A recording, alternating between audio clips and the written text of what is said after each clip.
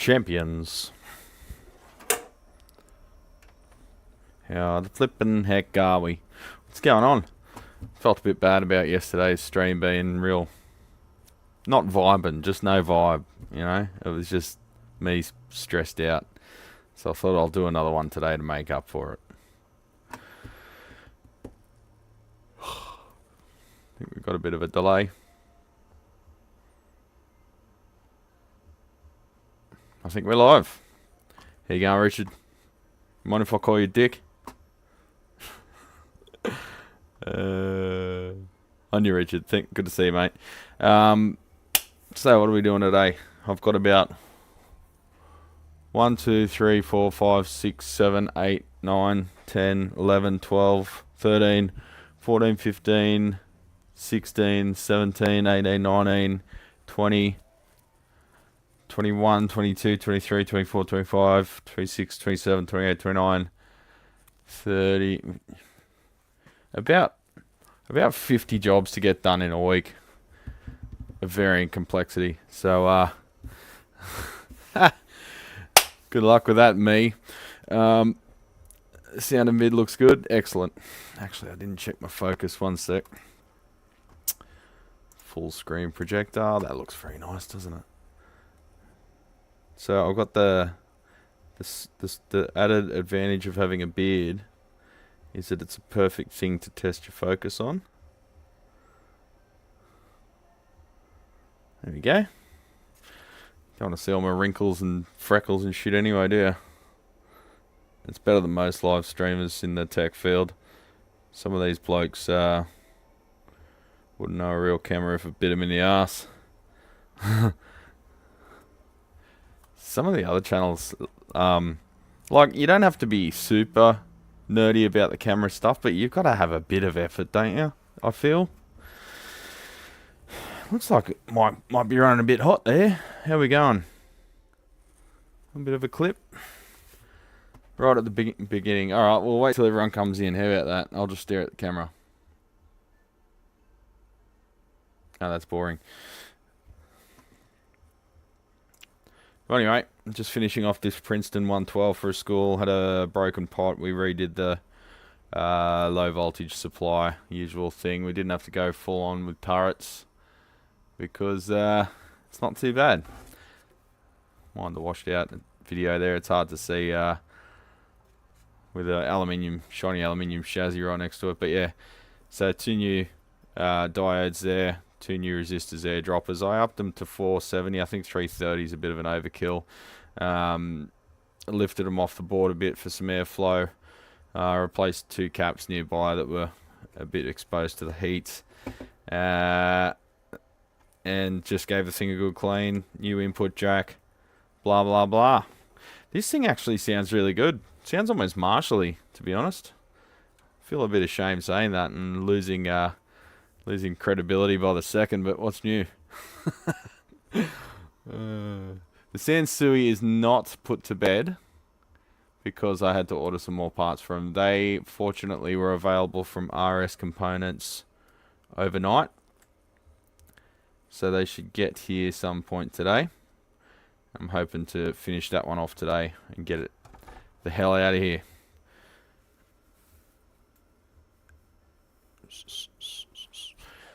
So I've just realised that I stole a saddle off my workshop Strat for another job because they had seized grub screws, which is often the case. Don't ask me why Fender on $3,000 guitars doesn't use stainless grub screws on their fucking saddles, but anyway. So I had to steal one off mine until the replacement's got here. It doesn't matter, the stainless the saddle itself is stainless, so it looks new even though it's second hand. I think I charged a bloke like $5 for it anyway. But it got the job out the door, got another job finished, and I've just got the new saddles there to just harvest one for mine. I've got a set of 6, but I only use them one at a time as required. So I'm missing a high E string, but it's enough for us to know what this thing sounds like and that it's functional. So I've already done all the tests, and let's go.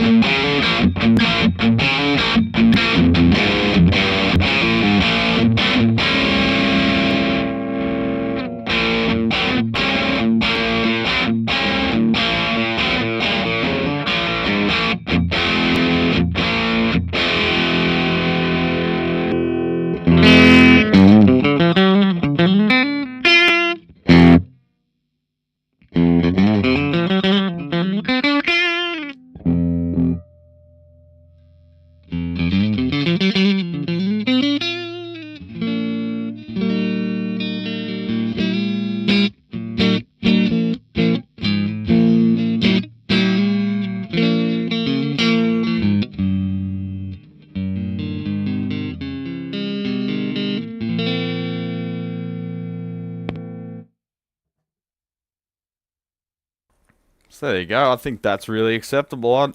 If I found one of them cheap, I wouldn't mind having one as a backup if I was a gigging musician.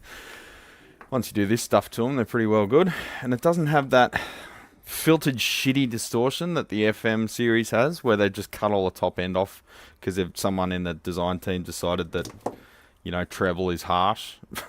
So yeah, it's got a natural overdrive tone. It's diode clipping. It's like an overdrive pedal in an amp, but it's actually really not a bad sounding overdrive pedal in an amp. So this is one, in my opinion, where they got it right, and it's a really good value for money solid state amp. Oh, I had the cab there before.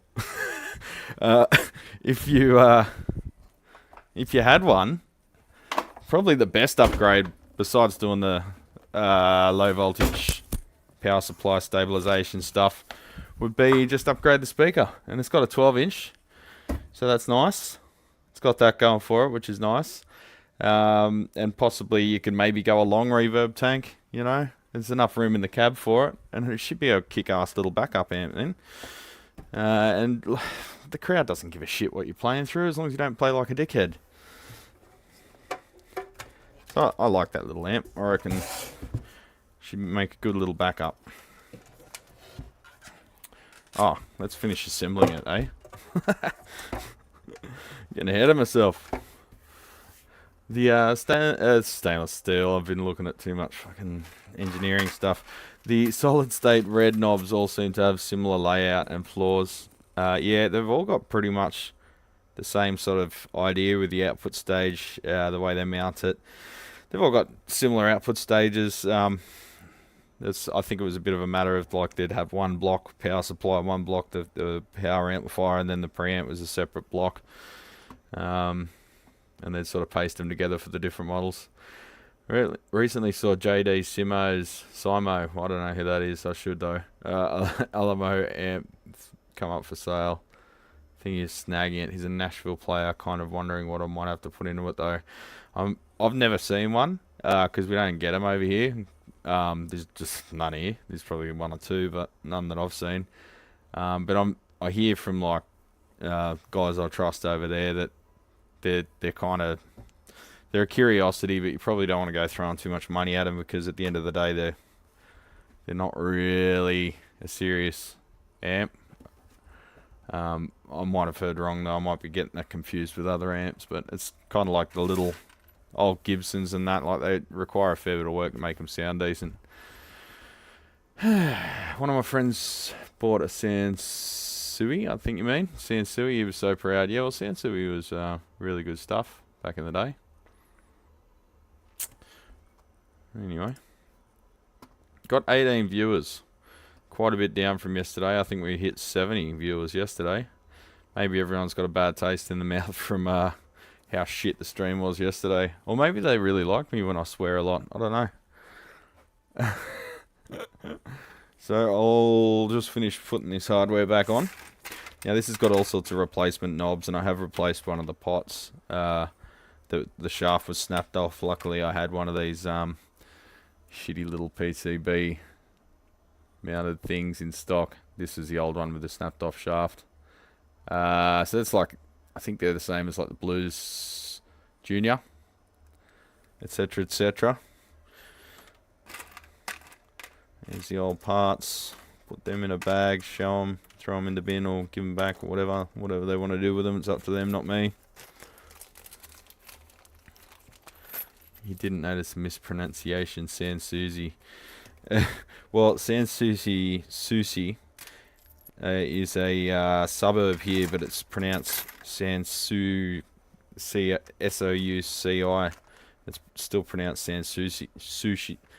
Susie though, Sanssouci. Sorry you missed yesterday. I was at an Idols gig in Copenhagen. Man, Idols are awesome. That would have been sweet. Don't apologise for that, Richard. That's much better than one of my streams. They got so much energy. They're one of the few bands where you go see them and you just know that they're giving 100% all the time. You know, I really like that band. One of my colleagues over in Scotland does custom wiring for them. Legend, precocious little fucker he is. No, He's well above me. He is a proper genius. Makes me look like a fucking janitor.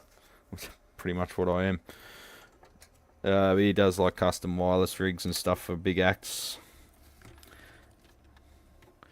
Not the fucking Princeton 112s and shit that I get here. He's the real deal. I'm just a hobbyist dickhead compared to him.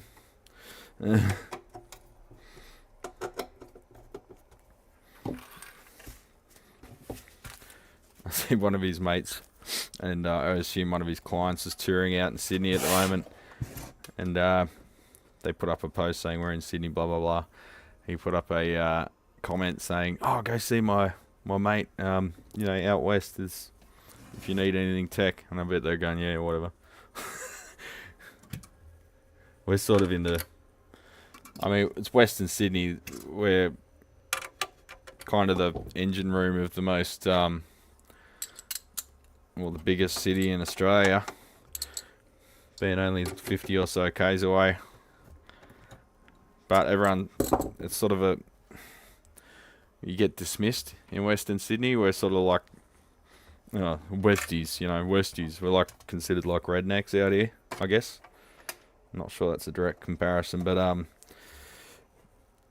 you kind of get disrespected in Western Sydney by Sydney people. We're seen as lower class. Well, we are. And we're proud of it.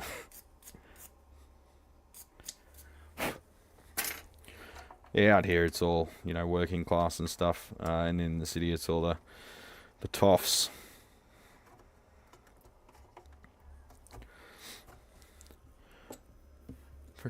Frankie Chan. I had to go into the office yesterday, so Mr. Strange just sitting down and start work in the home office. Hey, home office. There you go.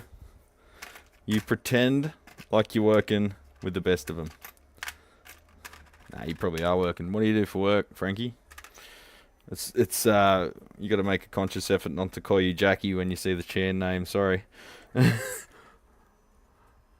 Country bumpkins. Not really. I mean, we're like an hour's drive from the biggest city in Australia. I mean, you can see it on the skyline from like out there.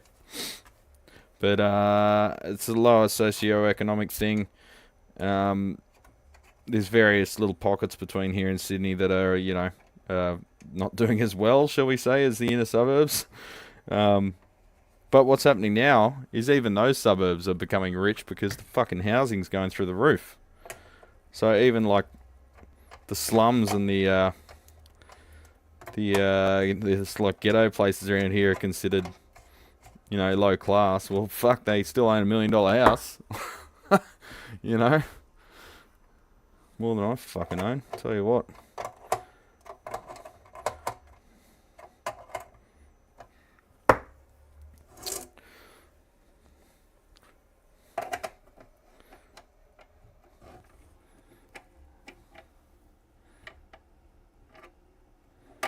Okay, I'm not a big fan of this. I'm going to put some washers. Actually, that's really difficult. I just realised. I'll back these screws off. I'll back off the... I need some play. The circuit board needs to come forwards a millimetre. Yeah, housing in Australia isn't just crazy expensive. It's fucking unsustainable and ridiculous. That's what it is. It's going to end up coming to a head in some manner. Because it's getting to the point where it's going to be a caste system where if you own real estate, you pretty much hold power over everyone who doesn't. Adelaide's probably saner than... Well, Sydney's the worst. Fucked if I know why I'm here. Problem is, you've got the population density that makes a stupid, ill-advised, specialised business like this somewhat sustainable, maybe. We'll see. I'd move to Adelaide. I like Adelaide. Pub on every corner. Shit's cheaper. It's just like more... You're in the CBD and it feels like a country town still. Even though you got high-rise buildings and shit around you.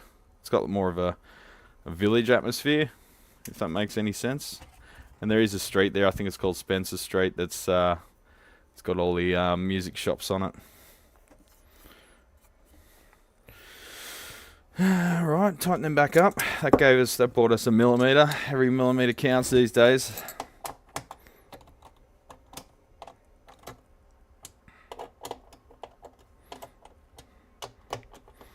Yeah, in Sydney, it's like, it's not like New York level, but it's fucking getting close in terms of property availability as well as you know, price.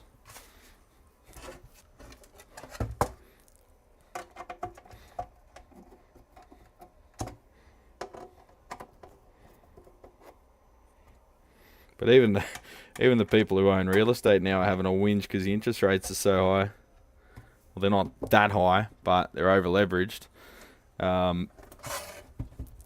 So now they're like crying poor, even though they own $1 million house or $2-3 million house, because they've got to try and keep making the payments, or they lose that house, don't they?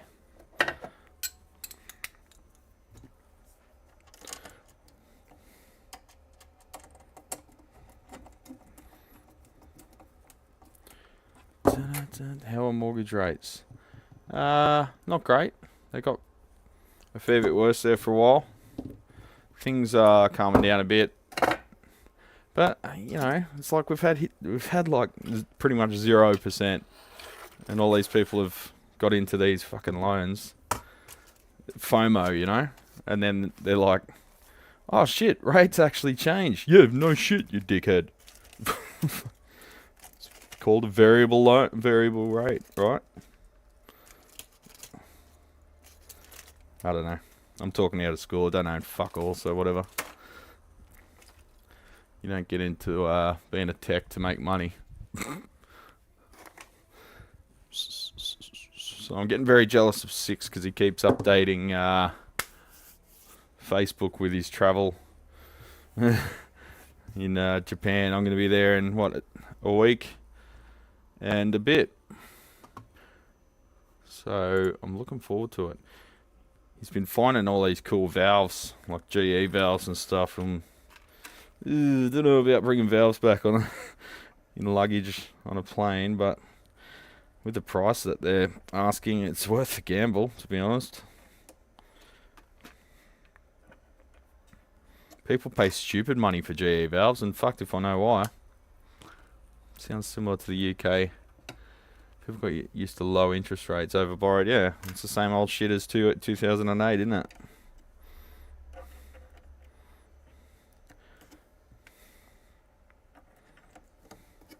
Silly buggers, they are.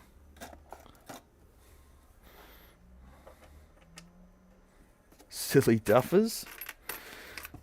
Alright, so it's got one of those stupid little black collars missing. Can't really do anything about that because it's a proprietary part. I just logged on to hear some fuck words. Hey RJ, how you going, legend? What's happening? That is the audience that we've fomented. Guys that like swear words because we're grown-ups. 75er. How you going, legend? Thought I might have one of them. I think I need to buy like a couple of Fender amps and just part them out. Not for anything like, well, yeah, the transformers and that, I guess, but they generally don't fail. But just the shit annoying things like the knobs and the weird standoffs and shit.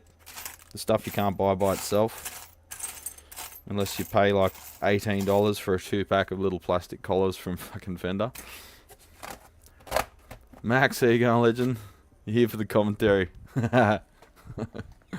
Well, that warms the cockles of my heart. Because you're not going to learn much else here except for how Australians speak. So I think I mentioned on here before a series called fuck, Brad. You should probably look it up before you start talking about it. What was it called? Mr. In Between. Mr. In Between. It's an Aussie series, and I've been watching. I don't have time to sit down and like engage with a full-on series, so I've been watching snippets of it to get a vibe of what it's like. And on on YouTube is these channels that will like just have snippets of series, and I've been watching a few on there, and it's funny as. And the funniest thing has been the comments underneath. So like one of the scenes, you can look it up, was called "Would You Fuck an Alien?"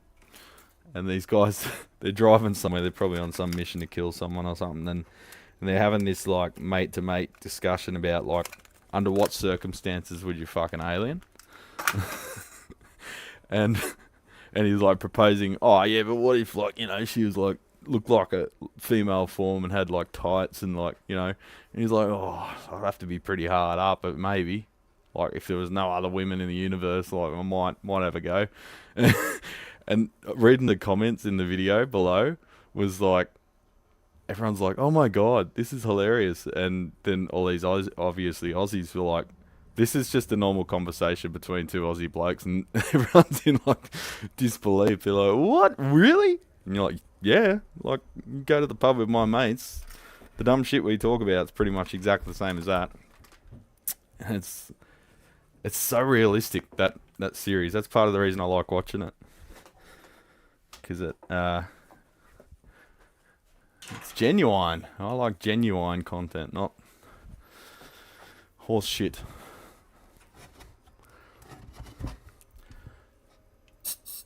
Can you tell me how to wire the bass? What? Hey man, can you tell me how to wire the bass, middle, and treble and volume in a vibrato channel of a twin 135 watt? Why? Follow the schematic. How'd you come into so many questions? How'd you end up in a situation where you've got to wire all the pots for a channel of a AB, whatever? So that's 135 watts. So that's the ultra linear. Just follow the schematic, and I think someone shared a layout with that. There actually is a layout for that version. Everyone was under the impression that there were no layouts for that era. It was just schematics.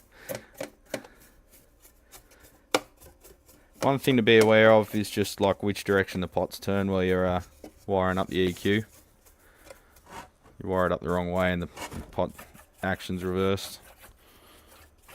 You love my build videos. I haven't really made any. So I don't know what channel you're watching. I've done restoration videos, but I haven't really done any videos on a scratch build. Unless, you're talking about the cabinet. The cabinet build video I put up. I've got to finish that too. It's not going to happen it's not going to happen this month or next.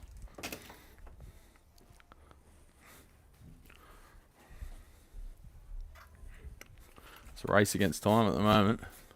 Only the treble works. Oh, you've wired it wrong. Double check your work. Look at the schematic. Understand how it's supposed to work. Otherwise, you won't know if something's wrong. Trying to open yet? No, 20 minutes.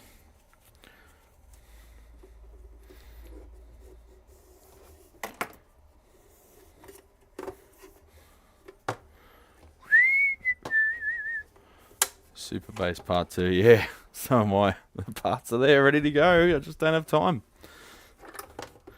Every day is a race against time, and then before you know it, it's over, and you got to go home and try and get some sleep, and then it starts all over again. Am I going to fully clean this thing? I'll give it a vacuum, maybe a bit of a wipe.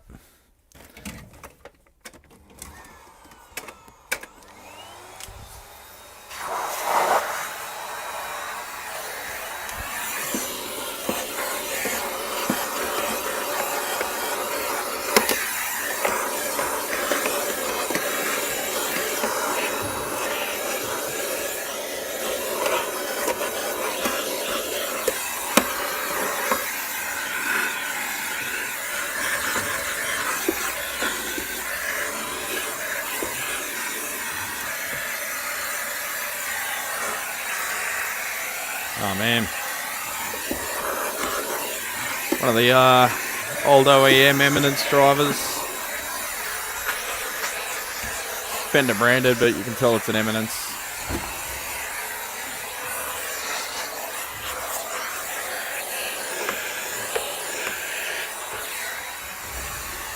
Makes it easy with the wheels. I took my Festo vacuum home to use with the power tools, so that one's a bit of a pain in the ass. Rightio. Okay. Moist rag.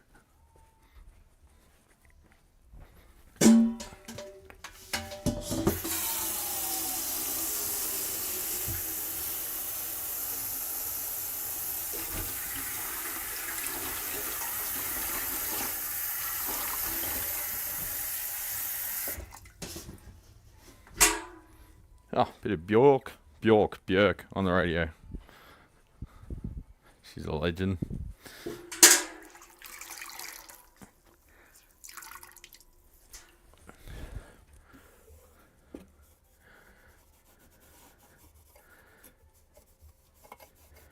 So, what are we all up to today?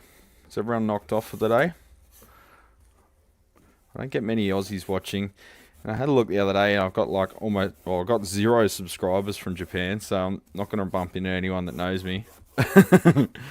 0. Like every other country, got like 1 or 2 at least. Like even like, you know, some countries in the Middle East and shit. But Japan, 0. Could be a language thing maybe, I don't know. Gotta start speaking Japanese on stream.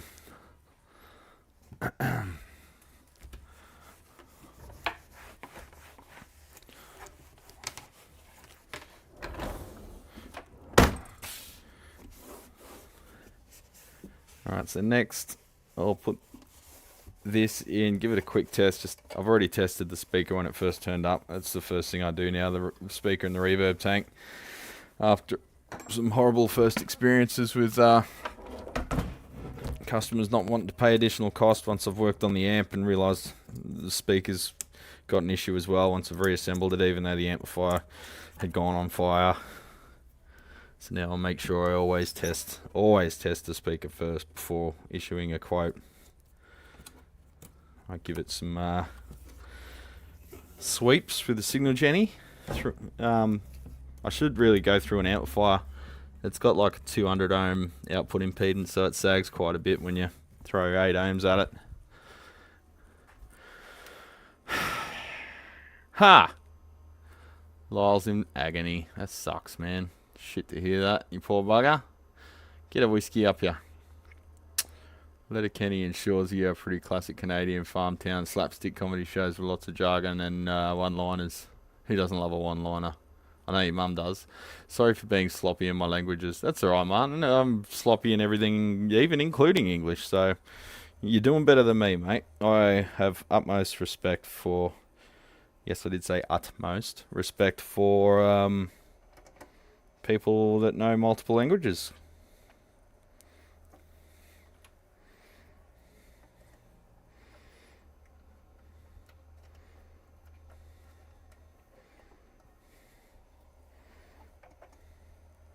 Like half the fucking people over here, when someone's struggling with English, they're like, oh, fucking no. Learn a language or leave or some shit. It's like, dude, you can barely speak English and you grew up with it.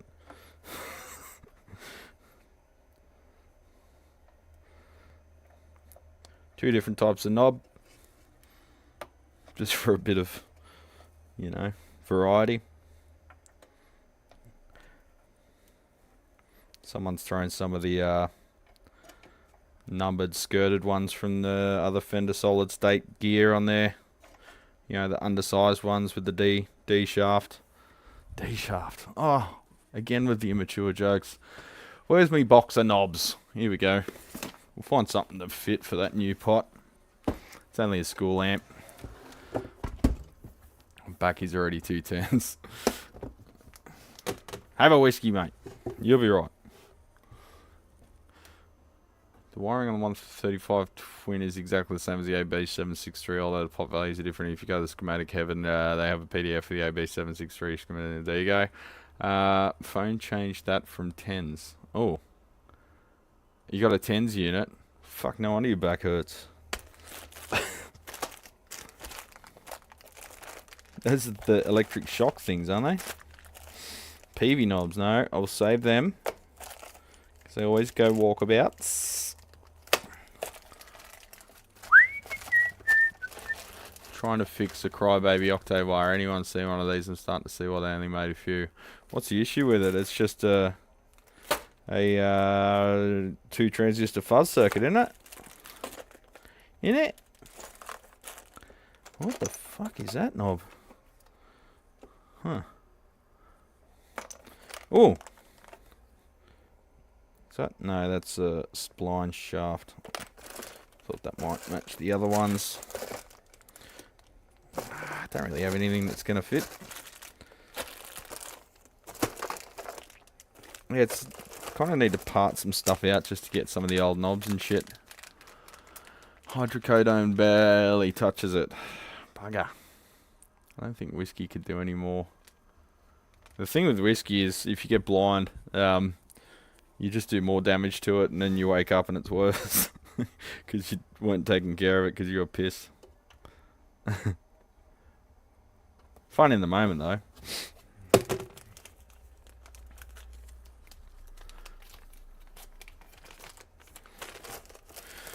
I don't know. What are we going to put on this thing? Nothing fits. Nothing looks the same. It's just got to be functional. But I want something that's going to be roughly close to it, you know, in the ballpark. And that's pointing the wrong way. That one's not, but it looks shit. That one's off a guitar.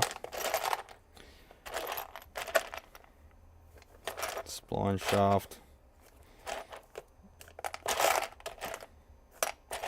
Some weird knobs in here, eh? Like, what the hell's that off? It's probably off a synth. I don't know. Or an old mixer. Looks like an 80s mixer. Brad's knob stream.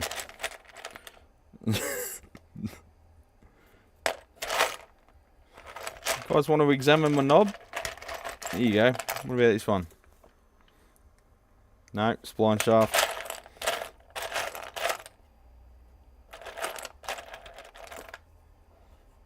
Oh, is that the right one? That might work. Looks like shit, but it'll work. So the flattened side is the pointer, is it? Flattened side pointer?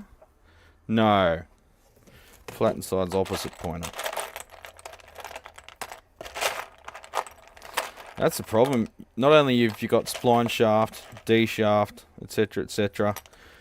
You've also got the matter of which way is it pointing in relation to the D shaft. So like mixers and stuff, it'll be pointing like right angles to it. But then it might be like left or right. Might be behind the pointer, or might be at the pointer. It means like for one knob, you got like 1,500 different configurations. And you can't buy the original anymore. So it's either part out an old amp. Here we go, they get a red one. Whatever.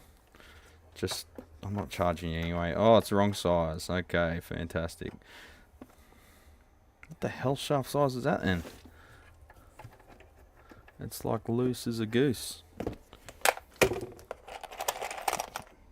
So it's going to have to be a screw one then.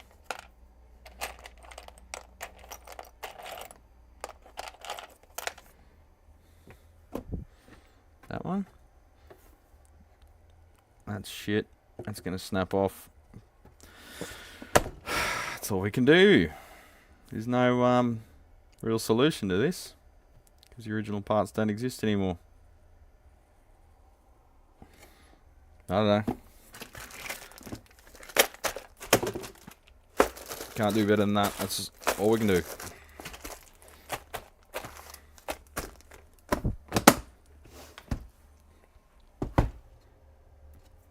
And it doesn't help that they're shit plastic shafted pots that don't have a nut on them.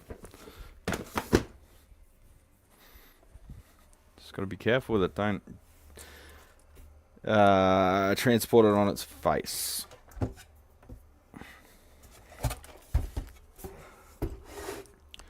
Only Knobs channel.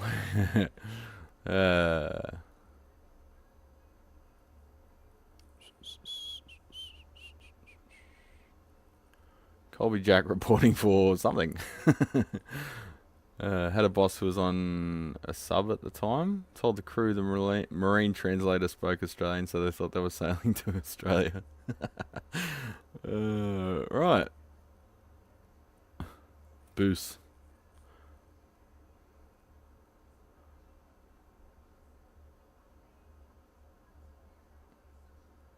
Oh no, Kobby Jack's chasing up.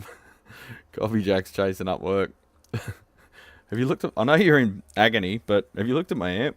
It truly never ends. You can be on your mate's live stream and you still got people chasing you for jobs. I know the feeling. By the way, you know how, you know, you're in that car accident and all. Have you had a chance to look at the amp? No pressure, but...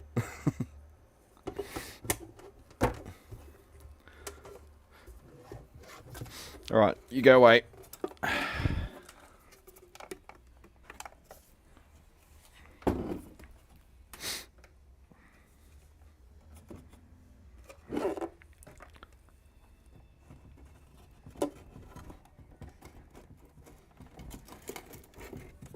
Oh, this one had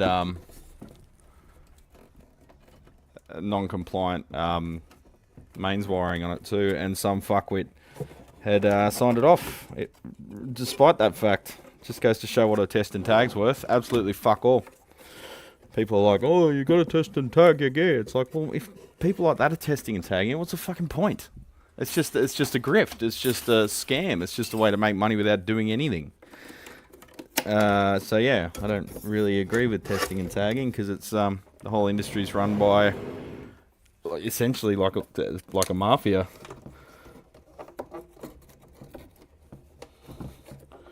It's like a protection racket.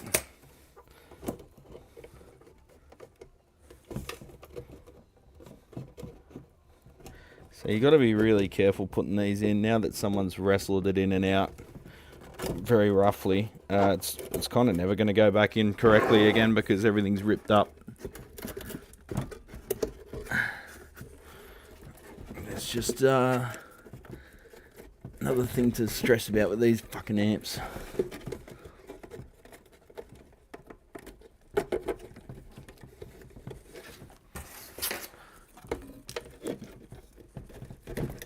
It would have been a lot better if Fender gave it another millimeter, perhaps. You fucking cockheads.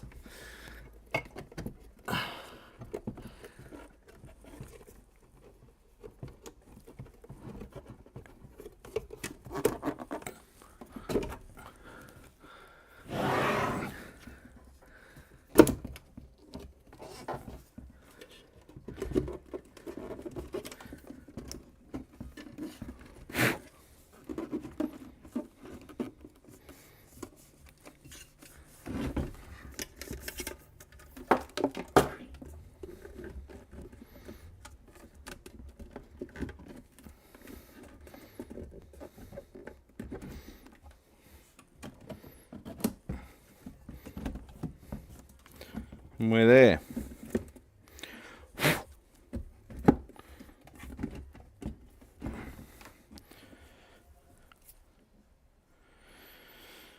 I think that reverb pot's been replaced too because it's got a center detent and they never had that from the factory.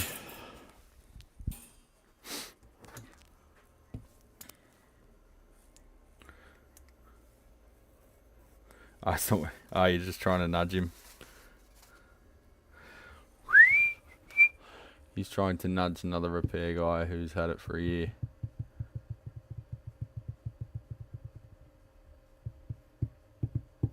Sorry.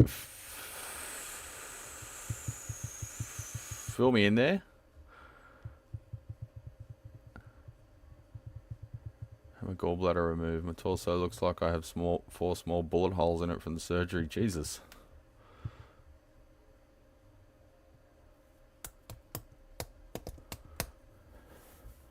What, is he doing a repair on your behalf, Colby? I won't get into it, but I miss the traitorous offal. Traitorous offal. It's your gallbladder. I fed you nothing but the finest salt and fat for years. This is how you repay me? Gave you all the whiskey you could process.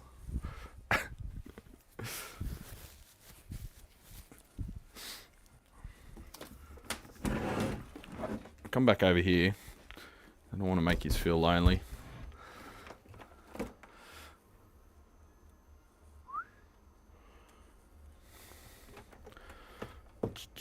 G'day Mark, how you going, legend?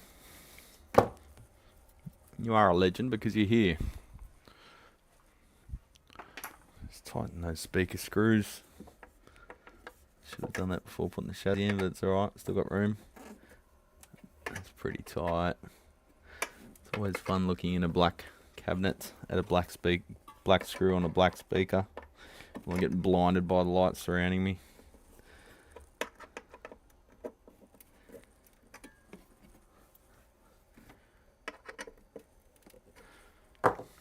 Blinded by the light.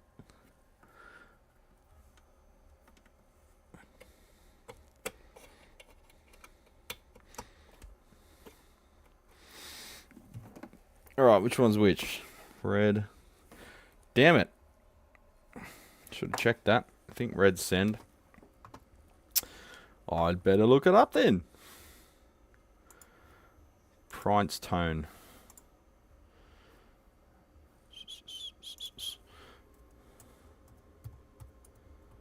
Princeton 112 Schematic.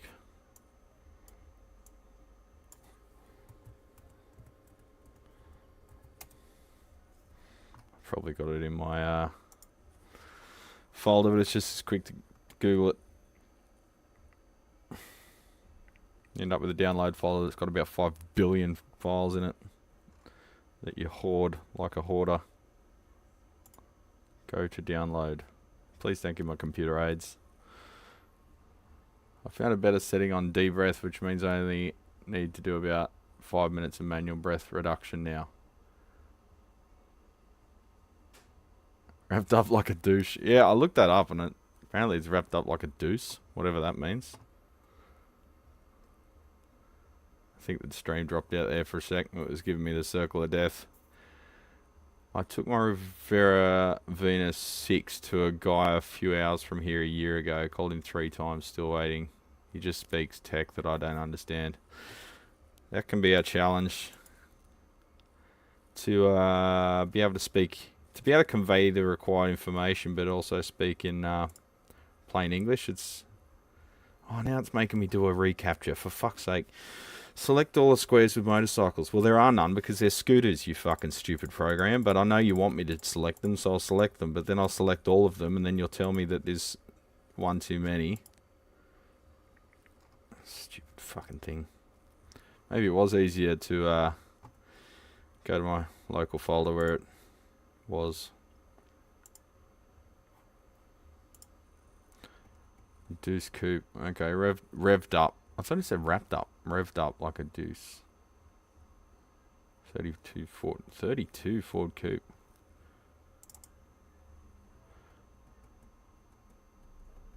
Tube depot.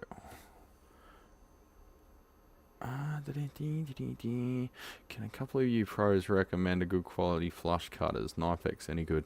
I use the Engineer brand. NSO4. That's the old one. I'll get the new one. Still called the NSO4, but they've just got a new handle. I use these for decades. Fuck, decades. I'm getting old. Well, yeah, I started using them when I was like 10, because that's what Dad had. It's one of those things, they've made them like that. Oh, how good's my videography, right? Black product on a black background. Well, that's alright. It means it doesn't wash out. So NSO4, Engineer brand, made in Japan. Also use their needle noses, which are the PSO1s. Did I put a link to these down below? Maybe not.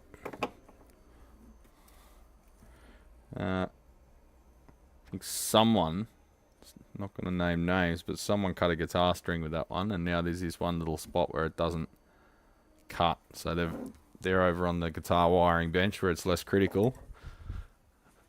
But yeah, they're like, I don't know, it's like $20 a set, so they're cheap too, but they're good. They're not toughened though. Generally, you don't need that for electronics because everything's copper leaded or just mild steel. If you're using really shitty components. So what was I doing? Looking up the resistance to expect on the send and return plugs. Do I share my desk? Is that gonna... Am I gonna dox myself? I don't think so. Let's do a desk share. Alright, so here's our schematic. We'll just void some just violate some copyright here. So what do we got? To ground, we've got a cap there. To ground, we've got a cap there. 10K, 39K. So we'll have 39K across that one, and fuck knows what across that one.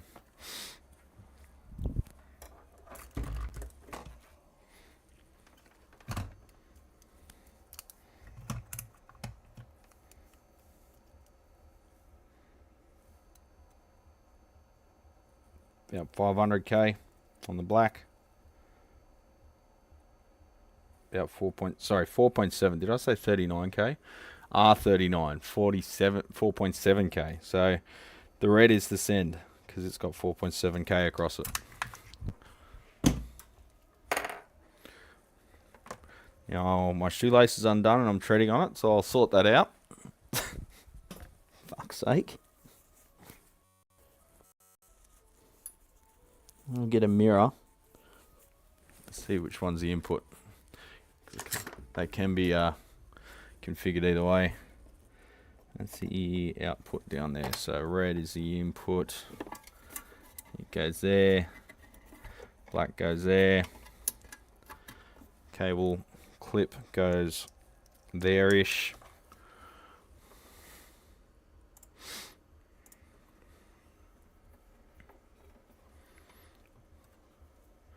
Yeah, I touch mine up with stones every now and then. Try to get the notch out of that one, but she's too far gone.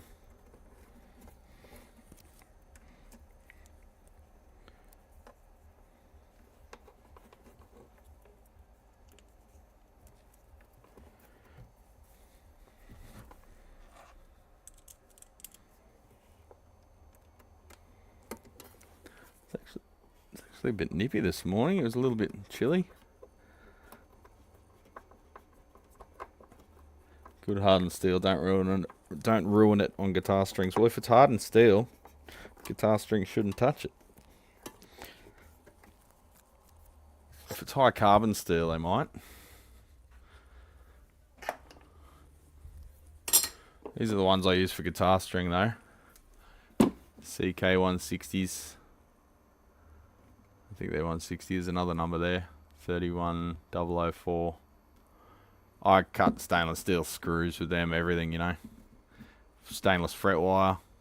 It's actually got a handy dandy little hole there, which is like a shear. 3.5 says there. You can fit a 3.5 mil, so a M3 screw in there, and it shears it off. Kind of handy, particularly for the hack jobs that I do. Alright, have a quick listen to this thing, just through the lapel. Just check that everything's still hunky-dory, because you never know when you put something back in the cabinet. Volume, treble, set to 5, bass set to 5, gain 0, everything else 12 o'clock. Volume set, I'll set the gain to midway. Reverb midway. We haven't actually tested the reverb on this since putting it back together. Freaks me out because there's no power light. You're relying on the channel switching light to show you when it's powered on.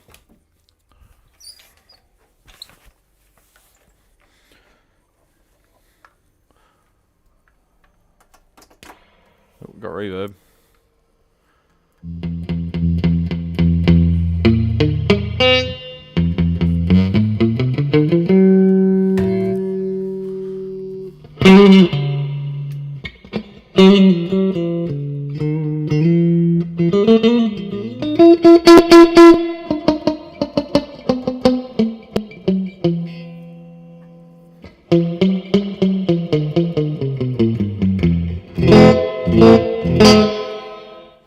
Sweet.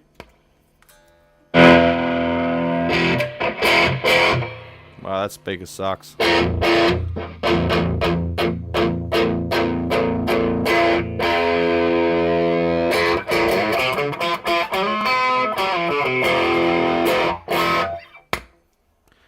Happy days. Off it goes.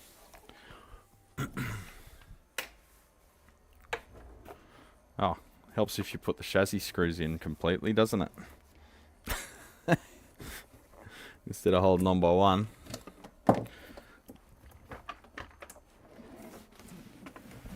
Silly duffer. That's what you get when you're streaming like a dickhead.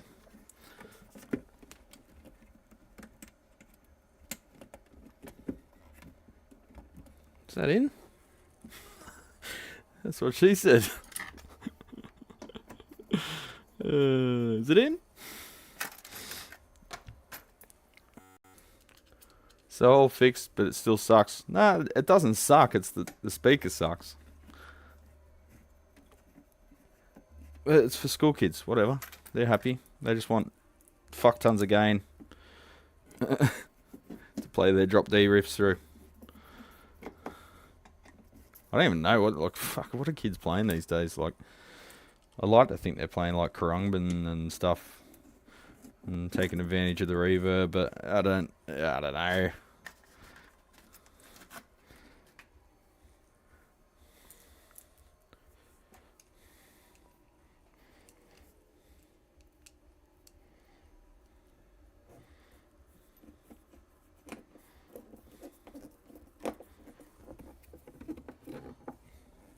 How did I get silicone grease on my hands? Seriously, I haven't used it all day.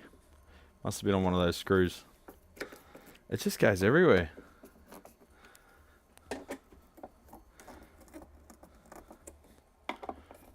Won't tighten them up too much. Kids are into double drop A. Yeah.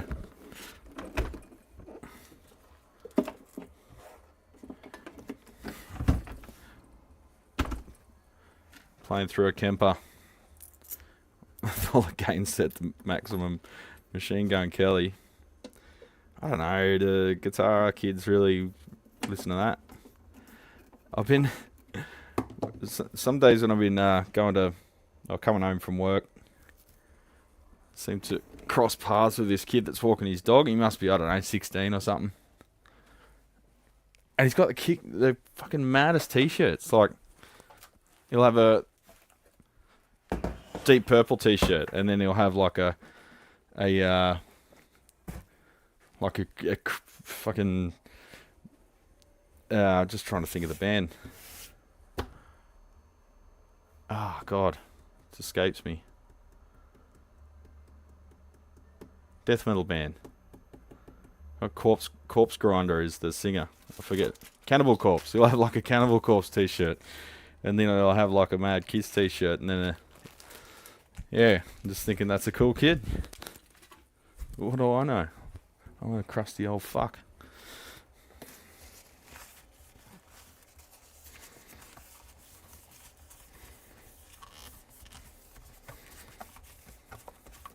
It is true though, all the older metalheads that I used to hang out with that were like, I don't know, 10, 15 years older than me, they're all like dead now. They've all got like liver failure and... or they just like got diabetes because they didn't know how to take care of themselves or eat like food. They just drank and smoked weed, and you know, they're all missing their teeth if they're not dead because they've got in all sorts of drugs and just get their fucking heads kicked in every time they go to the bar. Yeah, that's a bit sad. But they were like dysfunctional people that found metal because it allowed them to be dysfunctional, whereas metal can be a release, not a symptom. A treatment, not a symptom, if that makes any sense. I don't know. Alright, in the ongoing saga of solid state trash. Let's do a quick service to this valve state 40. Tested this and there's no major issues, just scratchy pots and stuff. But he did insist on a full service, so that's what we'll give him.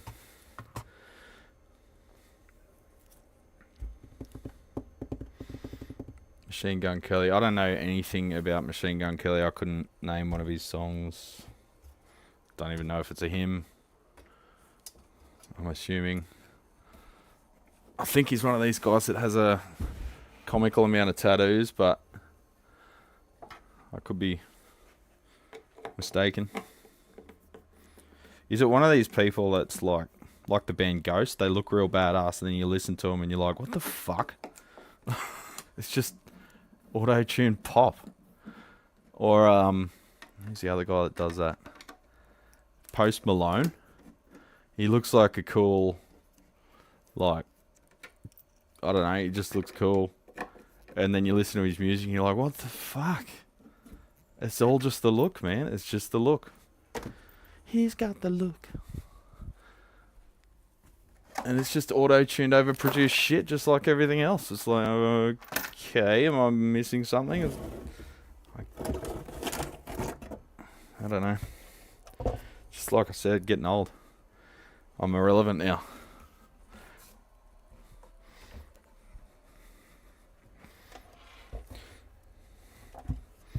But when you get old, unless you're a fucking weirdo that tries to suspend your age at a certain arbitrary point, you kind of don't care if people think you're irrelevant because you're having fun anyway. I don't want to be relevant forever. That's fucking tiring. I want to sit up the back row and let everyone else do it. Pete Davidson. See, again, I don't even know who Pete Davidson is. I know these people from their press photos, not from anything they've done. He's the guy with the sunken black eyes because he's always drug fucked, is he? I don't know. Kids wear the t-shirts for fashion only. I doubt they've even ever heard the music. But yeah, I don't know. This kid's got long hair. He's got that scowling sort of look at everyone that passes him. I think he actually is a Cannibal Corpse fan, to be honest. Where's my coffee? Yeah, I mean, so, like, I see it. These blokes bring their son in when he's like coming of age and he's getting into all these bands and stuff. He's been brought up on the stuff, you know, by his parents or his big brother or whatever. Like, just the same way I did, same way half you guys probably did. And they're so passionate about it, and you can see how excited they are. It's like the guitar shop. It's like, at the end of the day, I can't fucking wait to leave this place. But these kids are so keen to come in. You got to eat well, no matter what you play. Yeah, damn straight.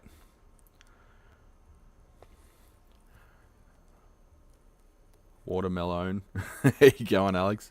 Roxette. No, Roxette were great.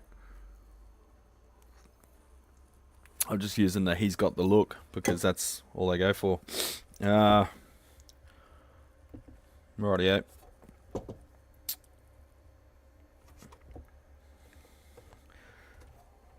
Nothing looks too scabby. It's actually in remarkably good condition for a valve state.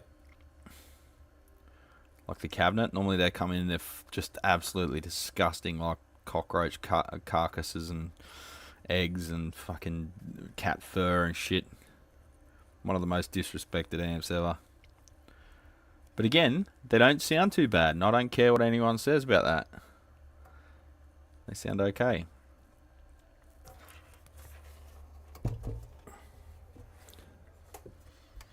These valves tend to last forever because they're not in a very demanding position. Those pins do look a bit dull though. We'll give that a clean. Just get a bit of Scotch-Brite, roll that up into a little joint. Magisterium. How you going, legend? Evening? It's 9 AM here, buddy. Oh, that reminds me of a bit open the shop, eh? Fuck, it gets hot in here. It was actually cold this morning, and now I think it's just the lights and shit warm the place up because it's like a sealed box.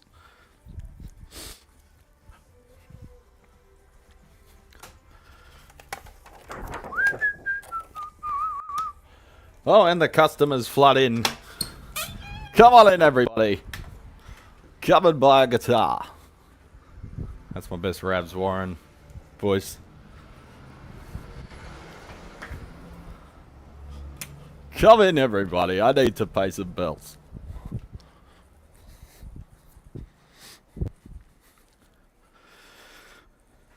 I'll tighten all the pot shafties. Only the boost channel, clean channel is lackluster.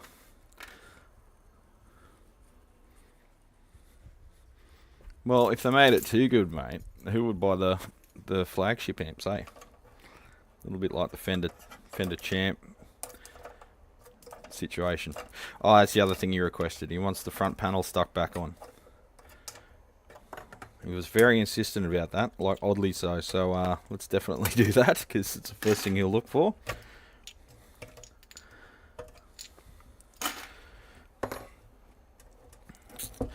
Do you guys want to practice some Japanese with me while I do this?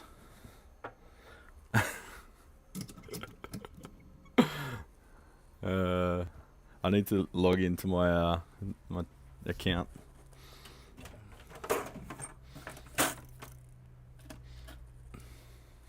It's super cringe. I don't think you want to go through that. Why do I giggle when I see a solid state amp with one lonely 12AX7?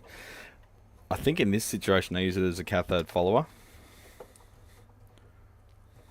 From memory. Could be wrong. I know they've done that on a few.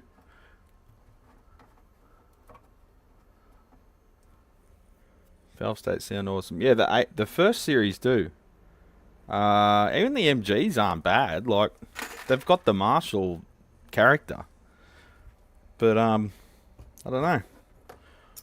Like the MG10 here that I've got on the desk as my test amp sounds unreasonably good for its size and what it is and how much it costs. It's like you can get them for like $50. Like, you can't buy a fucking 6-pack for $50 these days. Back in the day, when I was a kid, I would have fucking killed for one of them when I was playing through whatever the fuck I was playing through. Looking on my phone, I look really yellow, but then on my camera, I look real pale. How do I look? On the computer, I look halfway between, which is perfect. It's really hard to get white balance spot on. Let's try it. White balance. Da, da, da, da, da. So, what? No. That's the one. Select white set. Ding. Get out my little grey card. Oof. Looks a bit purpley there, actually. Zoom in a bit for where my head's going to be. Knock my camera over. Hold that up. Press set. Does that look better? Oh yeah, bench would look a bit bright. Hang on. There we go. I'm in manual exposure because when you've got a aluminium thing, it just tones it right down to the point where yeah, everything's black. Now I look more yellow. Fuck, did I just screw it up? Let me change the light. Looks a bit better. I look fantastic, do I? Thanks, Lou. Or Chris, as it were. Did you say earlier your name's Chris? No, I won't make it personal. All good.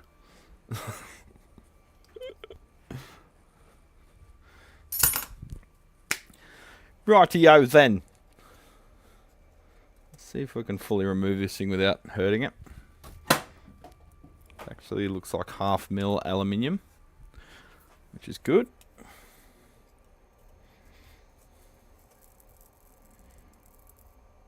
You watch, it'll be just too hard to remove.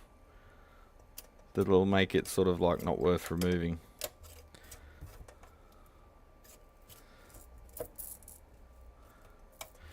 I don't want to crease it or put any dents in it.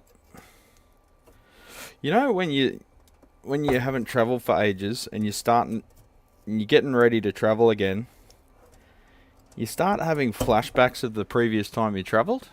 Konnichiwa. Ohio. Lou-san. Chris-san. So I just had a flashback of standing by the Eiffel Tower when we went to Europe. Nothing triggered it. It's just the fact that I'm traveling soon and my brain's trying to pull up those memories to prepare itself for traveling. I'll get my my good old faithful travel album, the album I always listen to when I'm embarking on a new trip, particularly internationally or at least interstate. Wilco, Sky Blue Sky. It's my travel album.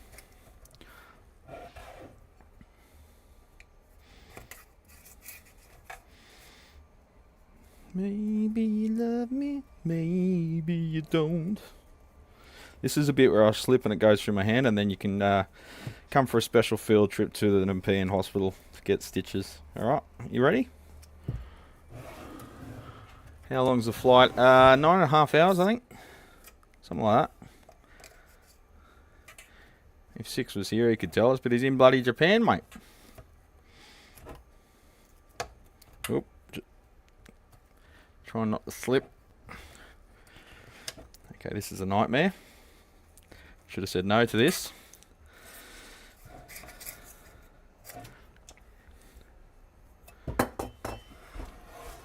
Here's a bit of solvent.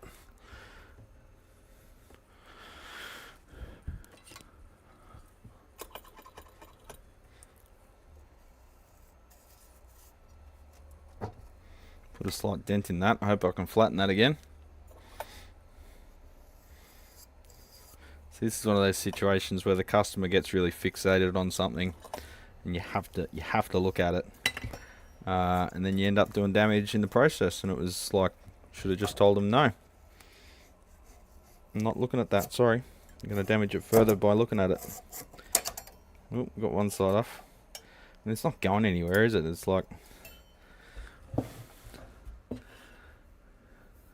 just watch Shogun and you'll be fluent in Japanese. Don't think so, mate. I don't even know what the fuck Shogun is. So that's the thing. I'm very much not up on the animated culture. I don't know fuck all about it. I don't know anything. I'm not a weeb. Far from it. What the fuck's engine? Beg your pardon?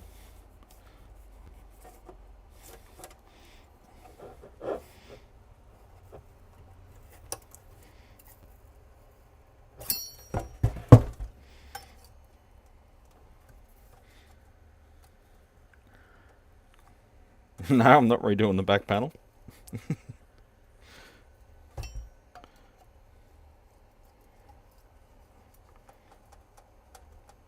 It's just this one little corner that won't let go.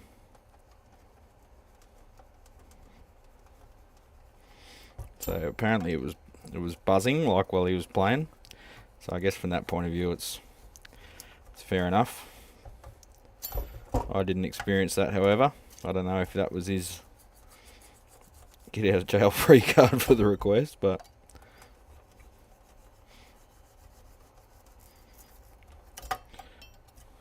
alright, so 6 not 6 Alex you're gonna have to send me a link to whatever the engine is. Alright, otherwise your mod privileges will be removed. Alright, so that was fun. I'll put that aside with some probably shellite on a paper towel. Let it soak in.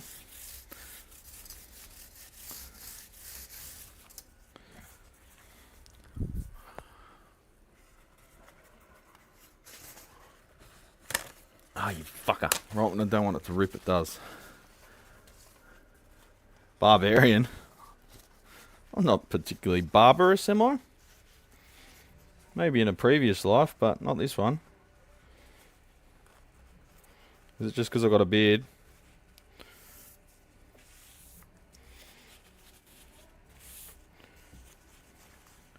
I think I hear a concrete truck.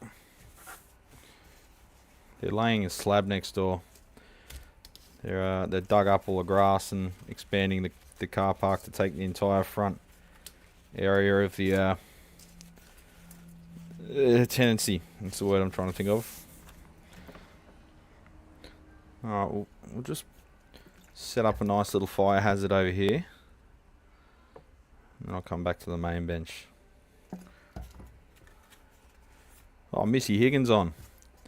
Do you guys know Missy Higgins? Are you cool enough to know Missy Higgins?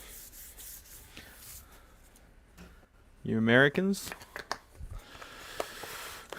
Man, that looks particularly ghetto without the front panel, doesn't it? Oh, he's driving. What are you fucking typing for then? Put your phone down, dickhead, before you kill someone.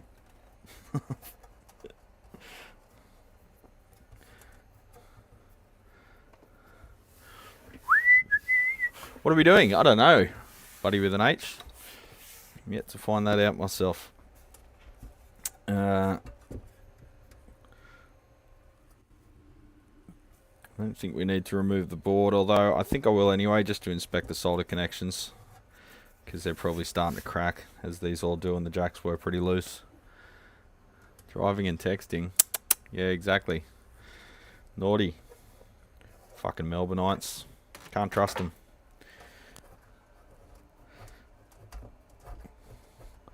What are you driving for anyway? You're in IT. Everything's remote. I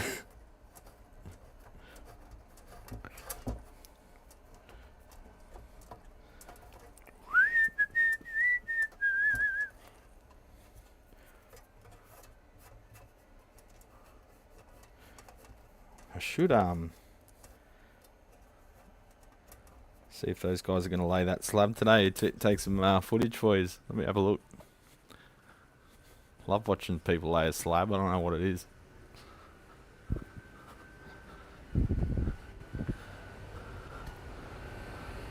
Oh yeah, they're laying it.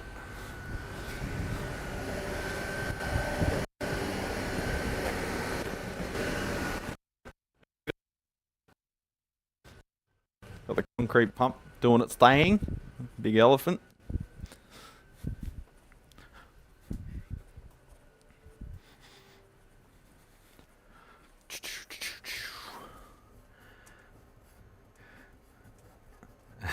They'd have to make Brad Hatamoto in a doomed attempt to civilise him. See, now you're just getting away with every joke because I don't know what the fuck you're talking about.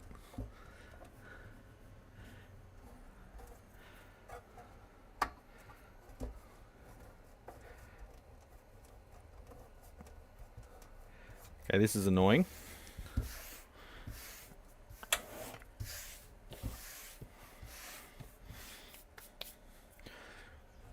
Use a little bit of shellite. Concrete finishing is satisfying like pressure washing. Yeah, it is, eh? Before I did this, or before I even got into back into the joinery industry, there was a bit of a hiatus there for a year or so. I was doing like property maintenance stuff, and I also just do little dodgy subcontracting works, like just general labour hand. And we were doing this job at a school where we were building a couple of sheds just for their storage of their sporting equipment and stuff. We were laying some slabs, and I'd never really done major concreting before. I've done a few little bits and pieces around the house and whatever, but we laid this slab, and I was completely unaware of the concept of vibrating concrete. How you going, Seth? Yeah, those grass cutting YouTube videos make fucking stupid amounts of views. So anyway, we laid the slab, and I'm like, oh, do we screed it now? And he's like, no, you got to get the vibrator out. So I'm like, what? He's like, yeah, the thing in the, it's like a whippersnipper with a dildo hanging off the end of it. And it just vibrates like fuck. And the whole time I'm using it, just because you just sort of swing it around like a dick and get all the bubbles out of the concrete. And I'm just giggling myself like the whole time, like a fucking Beavis and Butthead cartoon going.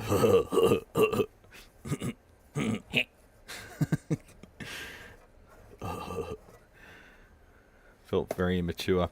But yeah, it was amazing watching all the bubbles come to the surface, and then that's what you have to do to have like a structural slab that you can drill without it fucking crumbling. Yeah, I learned a bit that day. Because previous I was just like putting posts in the ground and shit, you didn't worry about the finish. It was just to add mass to the end of a pole. You said pole. But yeah, doing that, it was gave a perfect finish after. I'm like, that's why all my concrete looked like shit up to this point. Okay. That's why they pay him the big bucks, and I just carry concrete bags and mix them. But it was pretty cool. I was probably the fittest I ever was at that point. So like pretty slim, pretty large upper body, and because all I really did was drink and exercise. I'm talking like, you know, when I was like 22 or 3 or something. 23, 24 actually, just before I met Michelle. But you'd a lot of the work was installing kids' playgrounds, like in parks and stuff. So you'd be installing these playgrounds and working away, and these chicks like drop their kids off at school and they're going taking their dog for their morning walk and walking around with bags of concrete and that with a high vis vest, and like lonely milfs. High vis vest is like, it's like curry to a pisshead. They want to come over and have a chat and flirting with you and shit. It was pretty good for the old ego, I'll tell you that much. I don't think that'd happen now. I still had hair back then, so.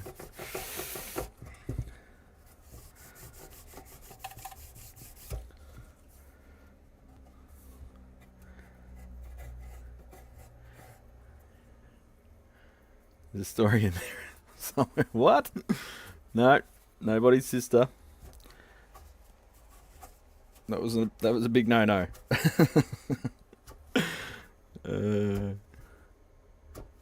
Giggling. You and every other person that's ever used a concrete vibrator. Exactly. They're just fundamentally funny devices, you know? It's not my fault I'm immature. Well, it totally is, but because I'm immature, I won't admit that. So there you go. Mobius strip of immaturity.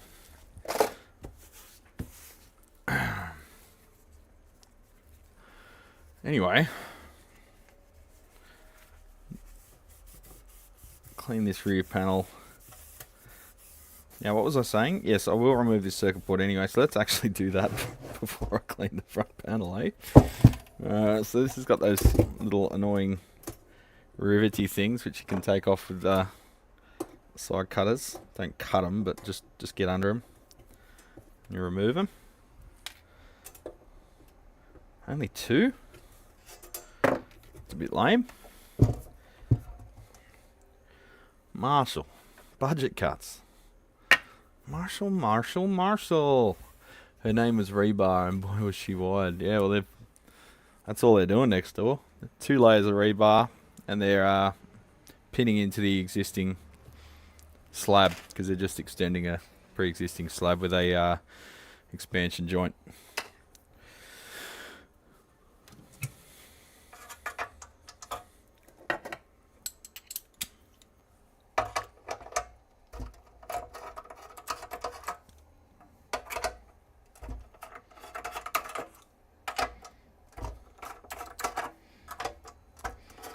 That's why you come here, isn't it? You don't come here for knowledge. You come here for banter. Cousin who passed away 3 weeks ago had a concrete pumping business with about 20 pump trucks. Bloody hell. Everything from huge 115-foot pumps to small garbage truck chassis pumps. Huh. Concrete is like, yeah. They're rich. They're rich everywhere, eh? Like one of my old sort of family mates. A lot of the time, you know, if you sort of grow up mates with someone and someone makes it big and rich and you don't, you can sort of drift apart. It's different worlds, but there's a couple of my mates who have done very well, and we're still mates. Like, there's no pretension there at all. It's just whatever. But one of them's got like fucking 15 project cars and like 8 fucking rental properties, investment properties and shit. But when I see him, I'll still slap him in the nuts, and he's cool with that. So there you go. Yeah, mini reverb tank mounted on the circuit board itself. Oop, posties here. No, nothing for me. Good, no bills. Like that come via mail anymore. I'm gonna put that away before I accidentally drink it instead of my coffee. So the solder joints on this are actually remarkably good. Looks like someone might have replaced or touched up the jack solder connections before, and they missed a few. But at the time they were probably okay, because who knows when that happened. Oh yeah, phone's still going. Righto. The day job is concrete bridge girder fabrication. And man, concrete people are strong people. Not always the brightest, but yeah, good salt of the earth dudes. Yeah, that's what I've found. Especially when they dispose of bodies for you. That's handy too.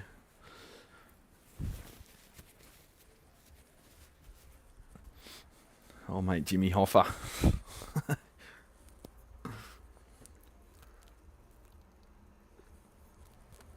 Alright, we're back up to 60 viewers. Nice healthy viewership. How you going, legends, everyone out there? If you haven't said anything before, drop me a line, mate. Pipe up. There's 60 people viewing. I guarantee there's at least half of them have never said anything, never made a peep. So make yourself known and we'll welcome you like a bloody champion that you are.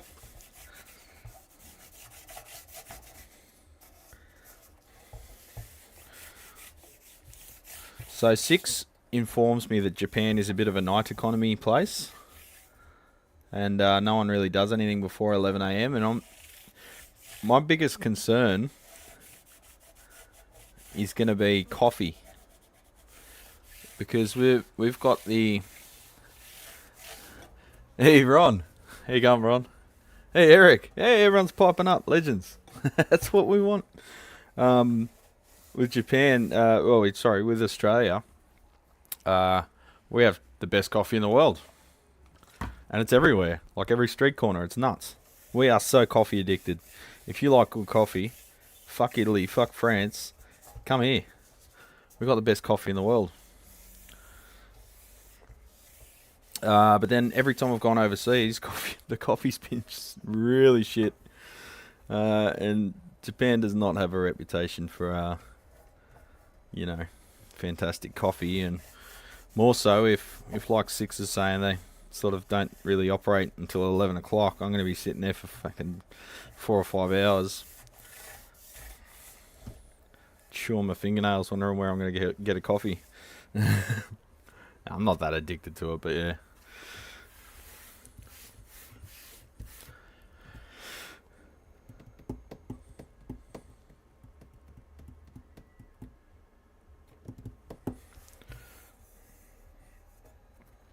Right, so let's fire up the soldering iron. I'm having that same thing yesterday where I'm forgetting how to speak. I got to live stream more often. I think that's the problem.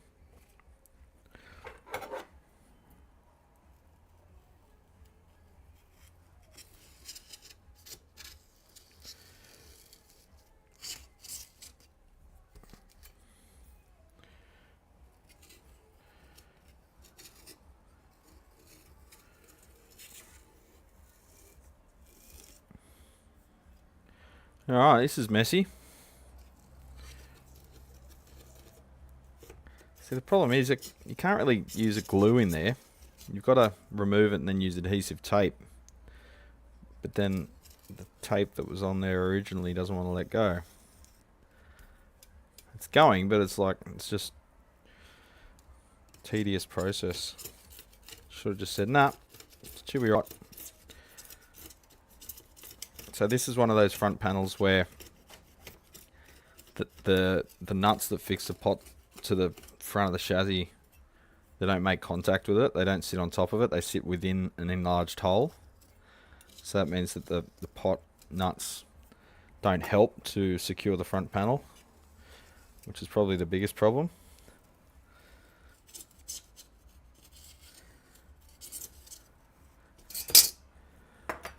Now I've got sticky shit all over my hands.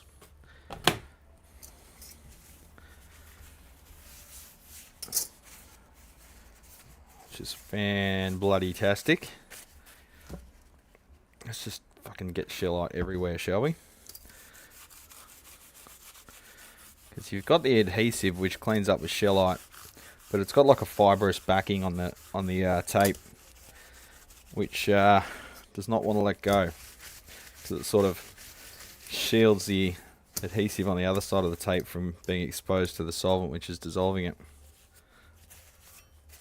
If that makes any sense at all. Now I've got sticky shellite on every surface. Now someone will come in and want me to look at their guitar on the bench that I'm working on, which is typically what happens when I've made a mess. Someone comes in and wants me to instantly look at something. So then I have to clean up, or just tell them no. Ugh, man.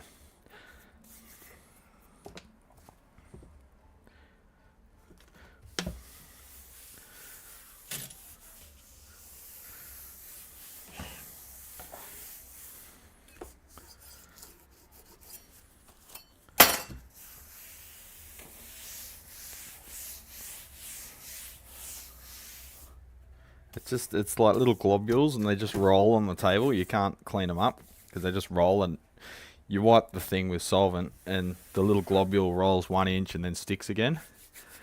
Ugh.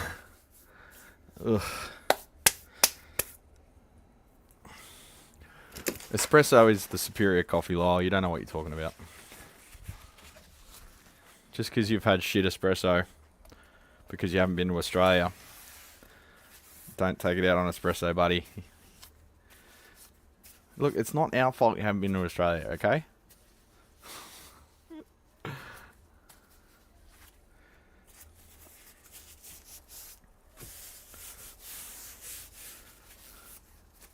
So I picked up a 1960 Greco LP custom. 1960? Oh, sorry, I read that wrong. 1990, I should get glasses. With screaming Eagle Maxon pickups. The thing is friggin' unreal. Long neck tenon, nice C profile neck, proper bridge studs. Yeah, they were making stuff rivaling the original, but that's why they sued them. You can't make them better than us. We'll fucking not make any money. Yeah, Post Malone looks like it's going to hit hard, and then it's soft as fuck garbage. Exactly, Max. It's like Ghost. They look fucking brutal, and then you're listening, you're like, I've got to have the wrong band here. There's got to be two bands called Ghost, and then it's like, nah, that's just them. A year ago today, I was in Paris, then Vienna. I remember that because everyone's like, "Is Lyle okay?" It's like, yeah, he's fucking better than okay. He's on holidays, mate. I haven't heard from him for a while. I'm like, that's because he's enjoying life in Europe.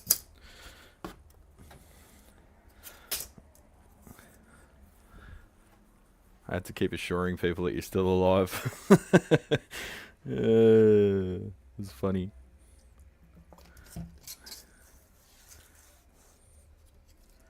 Alright, we'll let that soak again and go again while I touch up these solder joints. Some of those jacks are sitting up a little bit from the board, so we'll remove the solder, we'll apply new solder, and we'll move them down about 0.5 millimeter or whatever if they're sitting proud. Might use the BOFA this time, just for the hell of it, eh?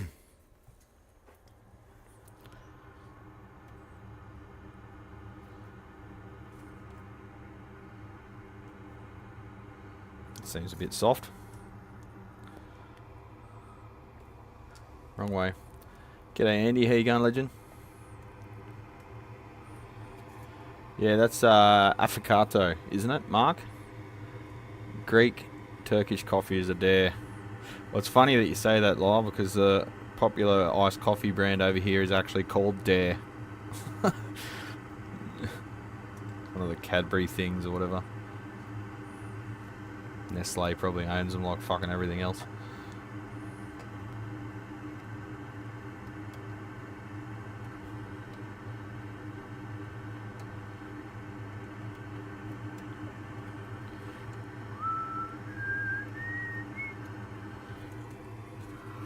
Now the power switch ones, they often crack as well because of the mechanical strain. It's got this crazy long main switch. Push-pull tutor that looks like it's out of an AT PC from 1988.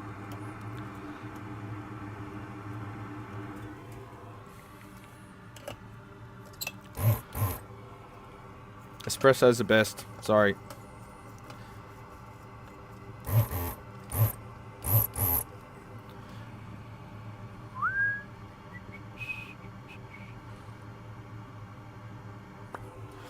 Problem with espresso is people often don't maintain their machines. That's the biggest problem. When you've got a glass pot and a filter and water, there's not a lot to clean there.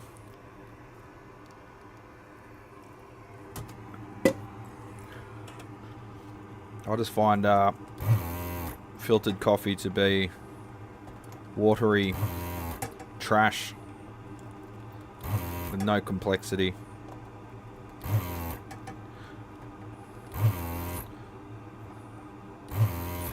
But I must be missing something, because Lyle is a man of taste, and if he likes it, there's got to be something good about it. I think I just like really intense flavours. I like to get my teeth punched out by like beer, whiskey, food, coffee.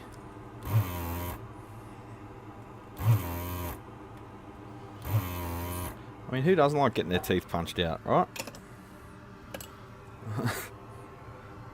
I don't think I've had good drip coffee. Well, I don't think you've had good espresso coffee, so feeling's mutual, mate. I couldn't find any good coffee in Europe, so take from that what you will. Also, the milk's critical. Like, you guys use creamer or something? What the fuck is that? What's creamer? Is it just like processed cream? What the fuck is coffee creamer? You can't find it here. I don't even know what it is. Never seen it. Unaware of the concept. So part of it is the fact we use fresh full cream milk in our coffee. Surely if you had espresso, they would have steamed proper full cream fresh milk, not UHT shit. That was the other thing. In Germany, all you could get was UHT milk. Well, all of Europe, actually, because I think it was the European Farmers Union or whatever was having a strike because they weren't getting paid enough or whatever.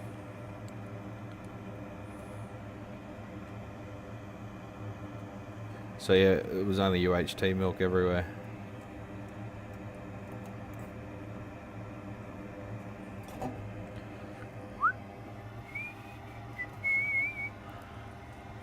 I don't touch creamer. I use half and half. Half milk, half coffee.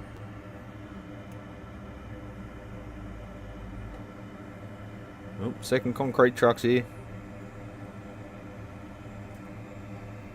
I feel like going for a walk to the coffee shop, but I've already got a coffee. I'm not all about coffee right now because it's all we're talking about.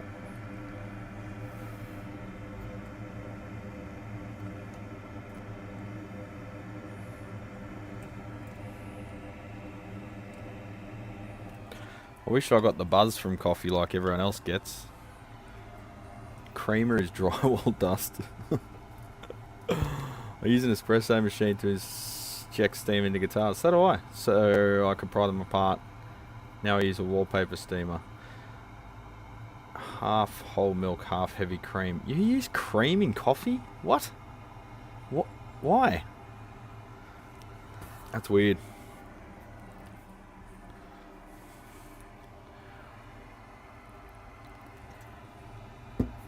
I don't know. I've got to try it. I can't criticise it till I try it, so I'll shut up about that.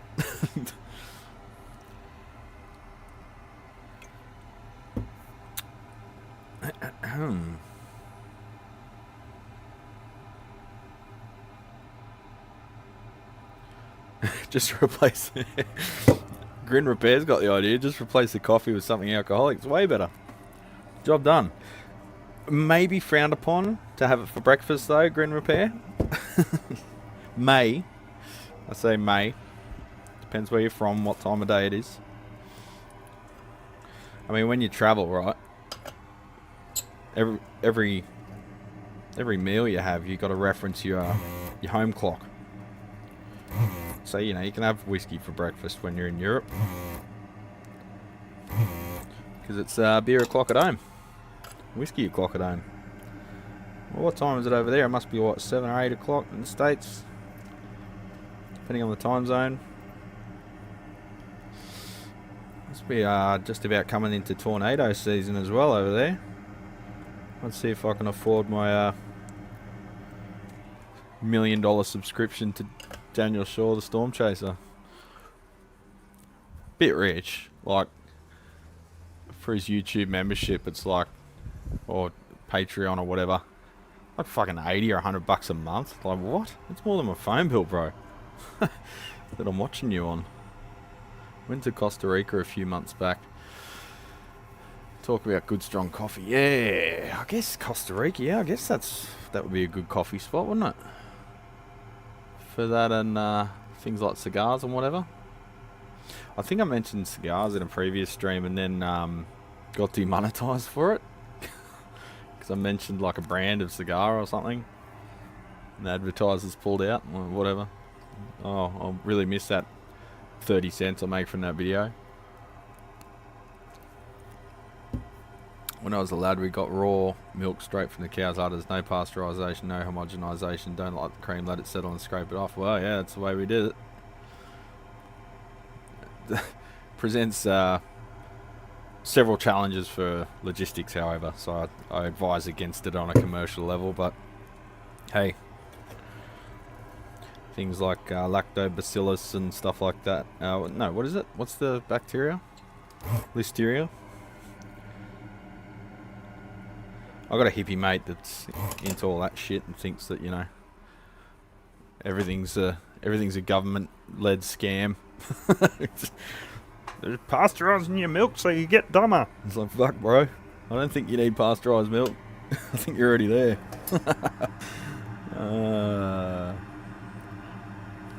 Love you, Daniel. He doesn't watch my streams. He's too important. No offense against my current viewers.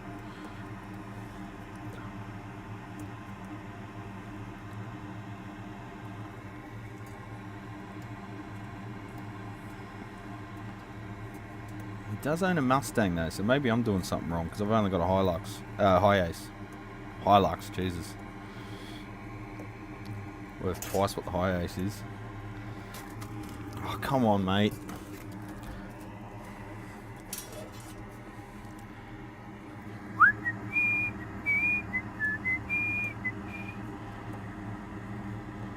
You can leave your hat on.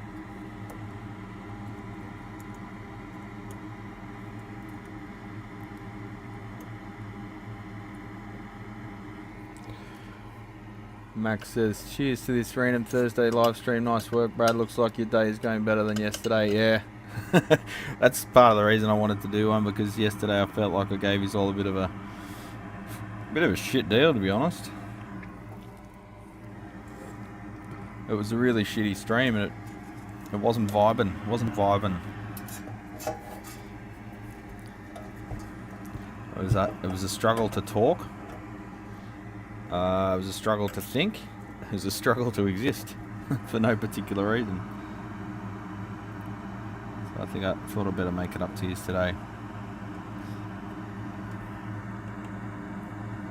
Now, I'm thinking about Japanese stuff, so maybe give your input on this one. So I'm going to do a bunch of like capture, like filming, when we're at cool places that have something to do with tech. And I was going to do some live streams of just random shit, walking around and stuff. But I think every time I do unrelated content, no one watches it anyway, and if anything, I actually get complaints. So I think when we do the generic stuff, maybe even me and Six catching up, if we do stream, I might do a members only. Because of aforementioned reasons. What do you think? Like, I was gonna do one just driving to the airport, just a chat stream, you know, because it's at like 4 a.m. We gotta go to the airport at 4:30 a.m. Konnichiwa, senpai, bratsan. G'day, Travis. How you going, legend? So yeah, I was gonna do a live stream maybe of the drive-in, just chat stream, because we can't do much while we're sitting in a car, but because we're going at 4:30 and we're there for a couple of weeks, we figured we'll just get a shuttle service. So if that happens, we'll be able to live stream because I won't be driving. But if we were driving, I'd just make Michelle drive and I'll sit in the passenger seat and talk.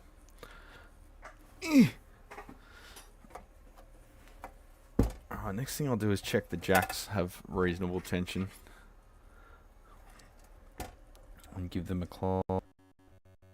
Yeah, some taut. About the effects loop. Yep, feeling good, feeling good, feeling good. Input jack. Yep, plenty of tension. Good to see. Reverb cables, wispy little reverb cables are intact. Good to see.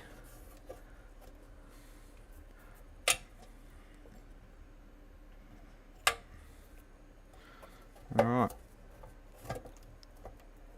Let's get that board back in. I'll put it in a vertical position so I can clean those pots.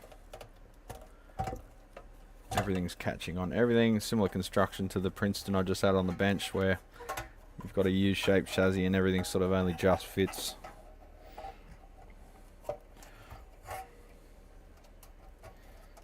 Like a finger in a bum, as we say here in Australia. Every time you like scribe the cabinet and it just fit perfectly in the opening, you're not an Australian tradesman unless you slide it in, it goes clunk against its backstop, and you go like a finger in a bum and walk away. That's how you know you're Australian. Like a finger in a bum. I'll probably get demonetised for that one too.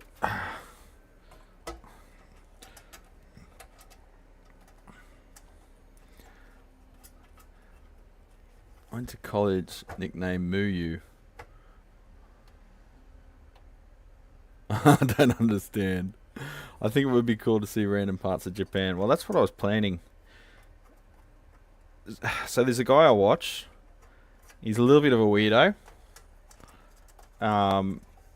But he's got a channel called Rambleack. Does astronomical views. Like, some of his videos are like, yeah, like 10 million views of just him walking, no speaking, around the streets of Japan. That's what inspired me to learn more about Japan, or just sort of want to go there, right? So I was thinking about at least doing one like tribute video to him, of just no talking, walking for like 2+ hours, just really nice quality video, really good ambient audio. But then I wanted to do some music related stuff, and I think that would be more fun if it was with another bloke, particularly another bloke who knows a lot about the local market and a lot, just Rain Man motherfucker for brands that are in Japan, and that is Six. So we'll be meeting up with him. We're going to go to Matsumoto and go to the FGN factory, but I don't think that's going to work because it's a fair way away from our rest of our itinerary. It would be a cool trip to do, but I've got to remember that it's not all about me, it's Michelle as well. I might do some video in London, Oxford, but to be edited and posted later, just iPhone, not risking the real camera. That is the advantage, my friend, of this camera here, because if someone tries to steal it, I'll grab it by the camera strap and belt them with it, because I don't care. I can get another one for $300. That is the beauty of micro 3 4/3, my friend. You and your fancy Sony. I was thinking about switching to Sony. I can't say anything. I'm going to wait until GH7 comes out. I'm going to give him one more chance. It's not like I'm in a massive rush to get astonishingly beautiful video, because it's all about the banter here, not the video quality.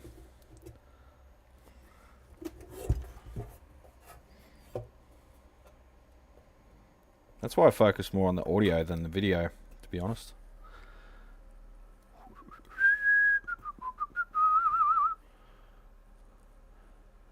Day in the life of Japanese worker videos. Oh yeah, I've seen them, Alan.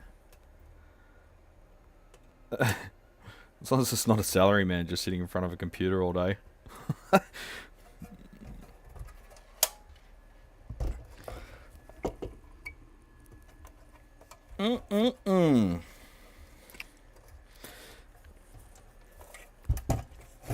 Alright, I'll get my little lube chucher. Cameras are going away like tube amps are going away. Jim, if you believe that, I've got a bridge to sell you, buddy.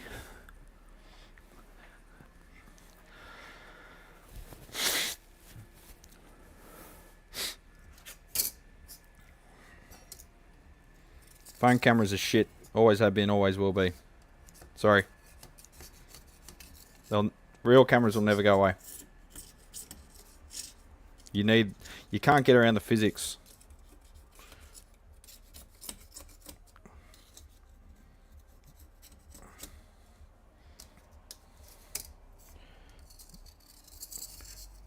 I mean, people show off their cameras, low light performance, but they always show it off with a photo, not a video. Therein lies the thing with the stuff. Trying to use a small sensor camera with fuck all light is pretty much still impossible. And yeah, AI, blah blah blah, but you can't make information where there wasn't any.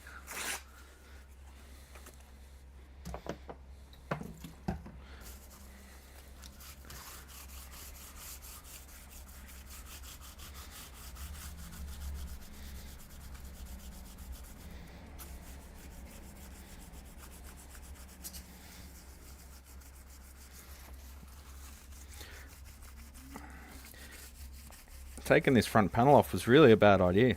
I thought it would come off easier, and I thought the adhesive would be dried up and crusty, but this is not.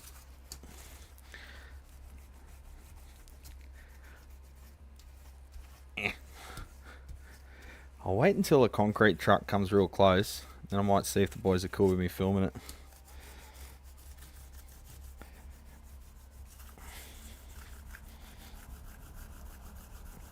Never a dull moment down here at Brad's Guitar Garage.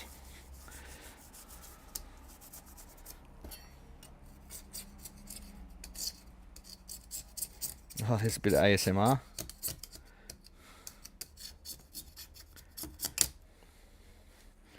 Scraping anodized aluminium.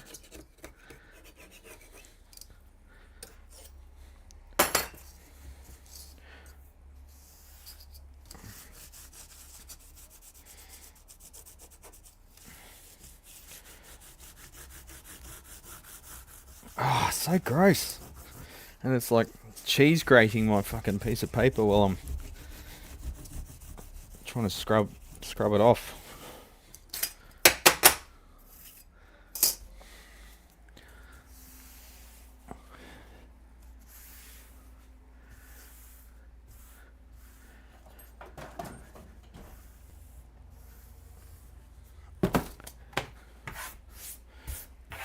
I'm going to throw another half hour's charge at him for this front panel because it's turned out to be a pain in the ass.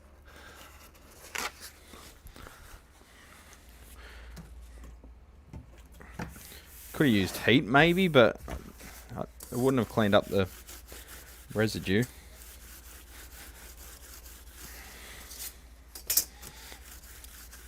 Heat doesn't just mysteriously make adhesive behave. I'm getting there, champions. I'm just whinging. What's new? What is new? Whingy McWhingeface over here. Go check out these concreters. How are they travelling? This is the second or third truck.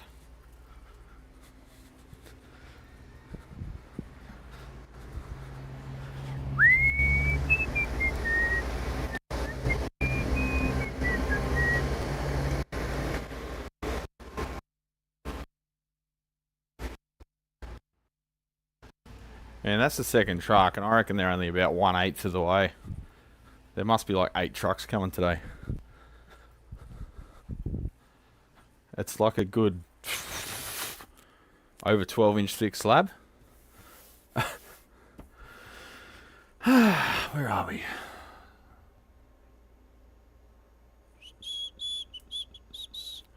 The $10 grey card improved all your cameras. Yes, it certainly did, Lyle. Thank you for the tip. It was particularly good. I had a small one, but I didn't realise the value of having that large fold-out one. That's really critical. My God, I'm way behind in chat. You guys have been going off.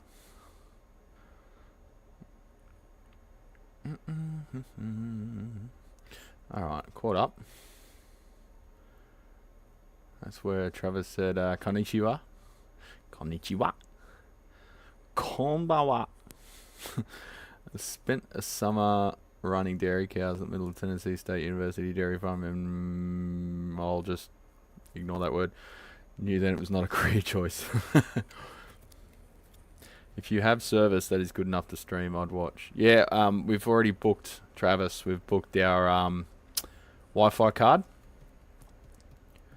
It's unlimited every day. Friggin', it was like 150 megabits per second or something ridiculous, something massive. So we'll have no problem streaming with that. At the moment, this connection's only not even 50. It's like, well, it says it's 50, but it's not. I have a chassis, same materials you have there to house an old Apple. I sanded to 800 grit, primed twice, hesitating the solution. 800 grit, primed twice. If you primed, it should be okay. Primer should, if it's etch primer, it should go over zinc or steel equally without any issues, as long as there was no rust or oil. Oh, I've gone back. Back too far. I just missed a couple of chats throughout, so. My first semester was beer. Soon learned that wasn't ideal. Yeah, it's hard to learn things where you're beering. Spent a couple of months in Japan working on a US Navy base in Sasebo. I don't know how to say that. Japan. I wish I'd taken more time off when I was there to explore, but I was more interested in the overtime. Yeah, but you know, Trav, you probably own stuff now, so that's a good thing. All those shot on the iPhone 15-inch ads you see don't mention they are adding $10,000 of lenses and other and using multiple phones because of the transfer rate is shit. Yeah, they cover up so much stuff. Phones are getting bigger though. Physically, or because physically they are, and it's annoying. You can't fit in your fucking pocket anymore. I don't want a big screen TV in my pocket. I just want a fucking phone. I was thinking about going back to old school, right? But there's so many times where I want to film something on a off the cuff, and you kind of need something that can at least sort of semi do it. Let's just go to the main camera race since I'm talking shit. I'm just scrolling through my phone. I'll put my phone up here so it doesn't look like I'm looking down here while I'm reading chat. I remember seeing a promotional video for some phone or other where you could see the movie camera in a van's window reflection. Really?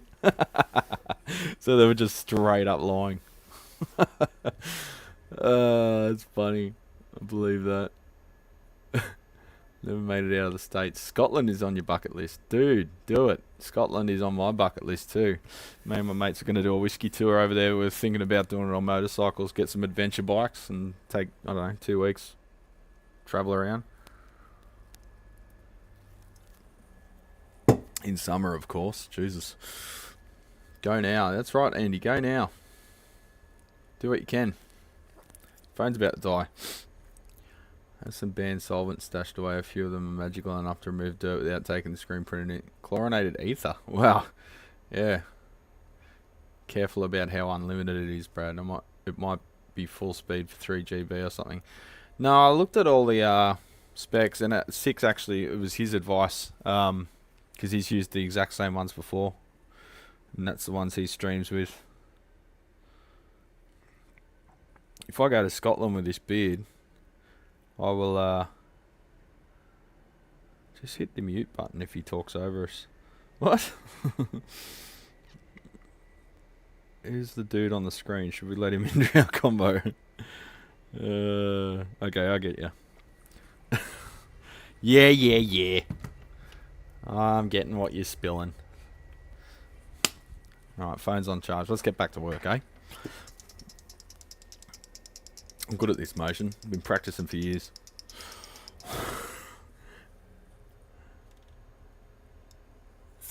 So just reiterating,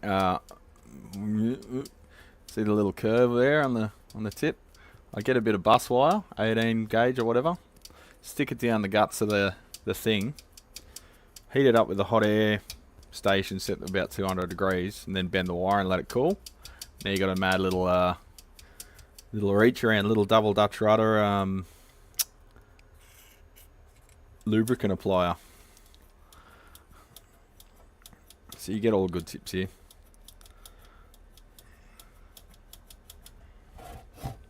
Yeah, lye is a great degreaser. It so much it degreases your flesh. Don't know about sodium hydroxide in some states. It's banned, really, as a methamphetamine precursor. Oh, now you just demonetized me again. Thanks, Seth.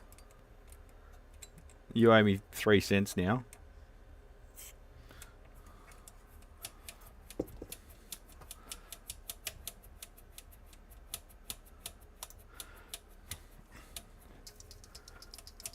Gotta keep shaking it to get the good shit into it.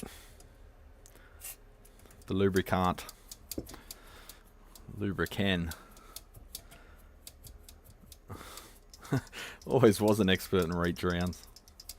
It's only common courtesy, you know.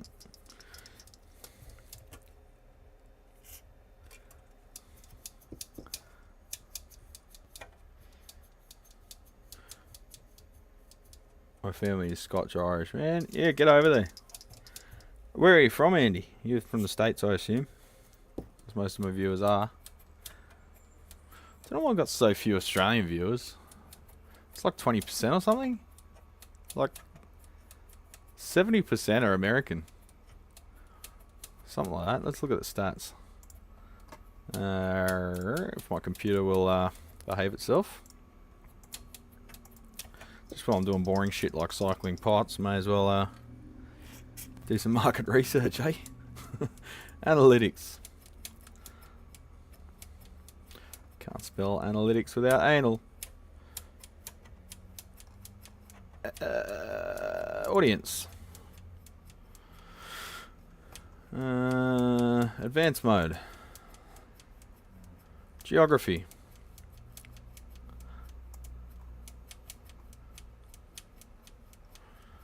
Alright, so going off views, 40% of views are from the States, 10% are from Australia, 7% from UK. Pick up your game, UK, come on, Jesus. Next one is Canada. That's alright, they only just got internet. Then you got Germany at 2.6%, France, Italy, Netherlands, Japan 0.6%, 254 views from Japan in the last 28 days. Watch time, average watch duration 2 minutes. So it's interesting that Australia average watch duration is about 12 minutes in Australia, which is pretty long, to be honest, considering most of my nothing's viral, but the most popular videos are like 15 minutes. That's like the majority of the video. And then the States, with their short attention span, is 9 minutes. And UK is just behind Australia for watch duration. So the last one on the list is Austria, so 10 views. Austria, Hungary, Argentina, India are down around the 10, 13 views. So yeah, Japan is like 9th in views, but if we're going off subscribership, I think there's a problem with this where you can't arrange it by that. Geography. I've got to compare them. Okay, let's go United States.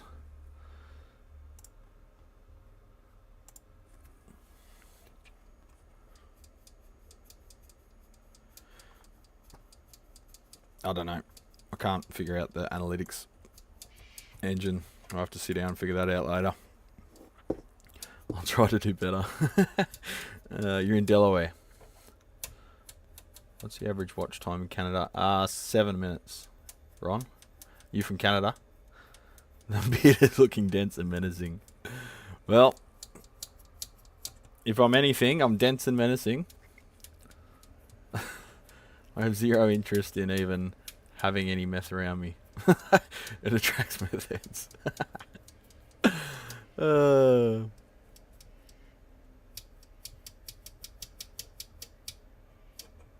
Most of my views are around an hour. Yeah, I used to do that too, Chris. But I occasionally still do, but it's mainly live streams. And thinking about it, all my old videos, even the edited ones, were just chopped up live streams. So I was naturally a long format video channel. But then I figured, let's start doing just live streams for the diehards and the people that want to talk shit. And then let's do edited videos for useful information or people with short attention spans. Kind of the best of both worlds, eh?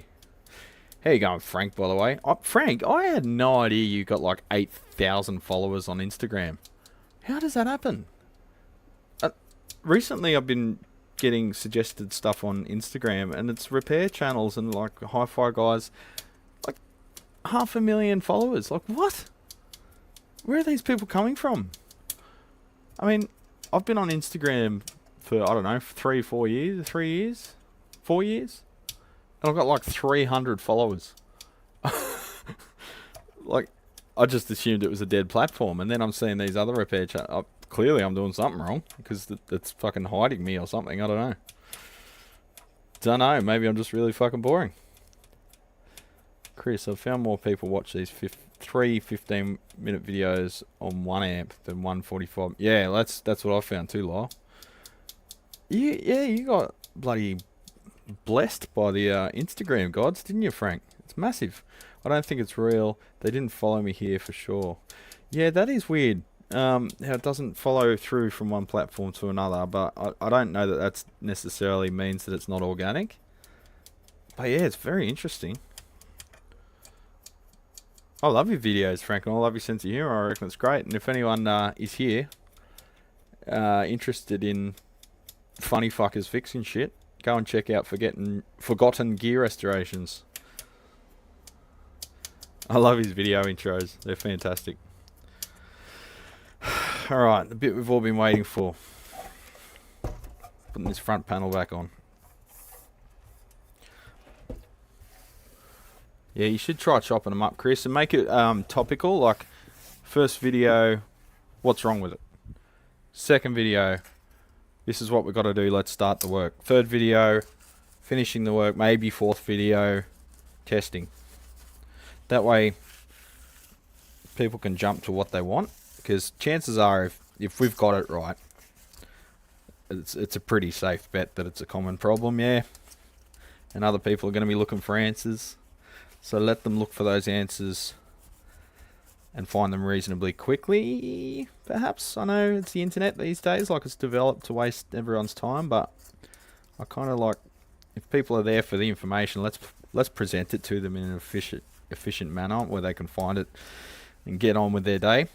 Because I was actually talking to my cousin when I was in Townsville last time, and he was talking about YouTube in general and saying how he uses it, because he's got a camper van. He's starting to get into like the camper van thing and setting it up and customizing it and whatever, and hooking up, you know, gas and water and everything and figuring it out. But it's sort of something you got to figure out for yourself if you don't want to pay someone $1 million. So he jumps on YouTube and just finds out what's going on. And he said if he's trying to find out some information and they go on about shit and like, oh, I'm from like and subscribe, he just skips the video, just goes to the next one. So that's often why I start off going, okay, champions, here's what we're doing today, blah, blah, blah. No promotion at the start, so that's probably why my channel's not... I don't know, does anyone hear someone say, please like, subscribe for more information and make sure you hit the notification bell? Does anyone actually hear that and go, oh, okay, I'll fucking better do it? I don't think anyone does. Maybe very rarely. So I don't think there's much to be gained by saying it other than annoying people. Oh, Six is in the house. Getting ads in all Japanese is wild. Don't you have premium?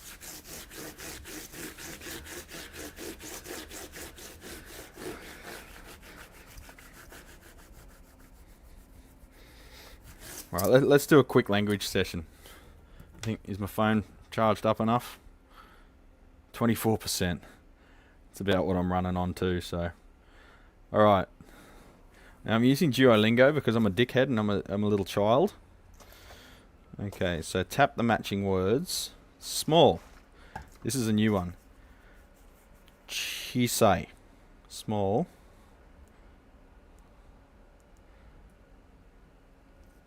Why is it not saying it? Oh, I need the Bluetooth thing. Hang on.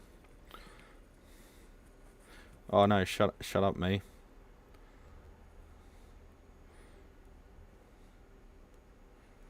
Pause.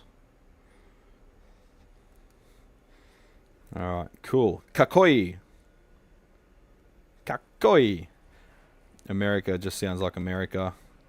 America. Japan sounds like Nihon.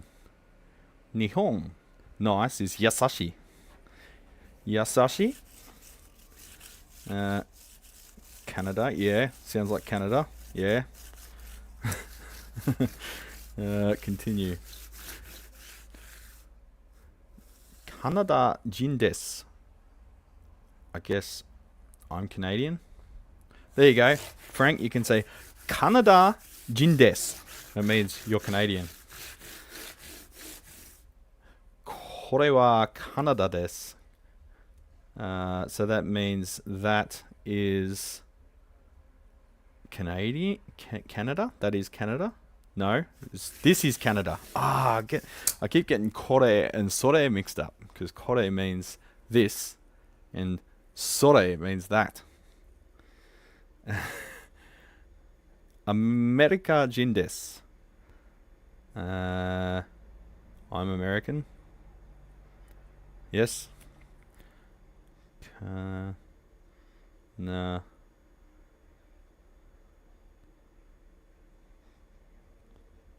Hang on. No, I can't do this single-handed. Quit. I'll do it later. I'll do it at lunch hour and shit. Alright, I think it's clean enough to bring it over to the main desk. Look at all the damage that I've caused. Means near me. Kone means this near me. Yeah. So looking at the symbols, that first one has got ko, ne, and son, sore. I'm trying to learn the hiragana. Fucking. As you may have guessed, it's not going well, but yeah. That's what you get when you're trying to do 50 amps in 1 week before leaving. I've been practicing probably from, say, 10 p.m. till midnight.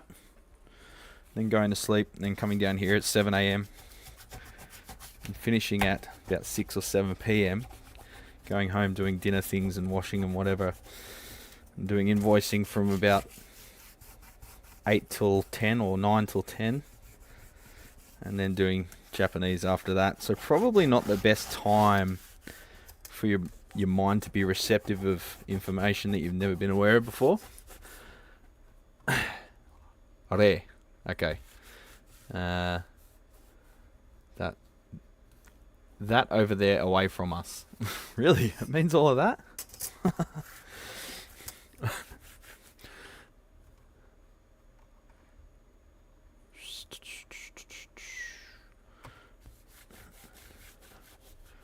I'll check you out, Frank. Your videos, that is. Yeah, well, no one knows what Frank looks like except for his customers. He's got the AVE thing going on. Yeah, Arduino versus Evil.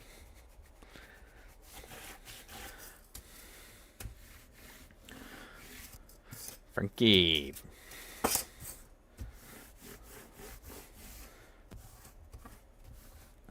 Do you understand them yet? I understand some of the stuff. Oh, you're talking about the ads.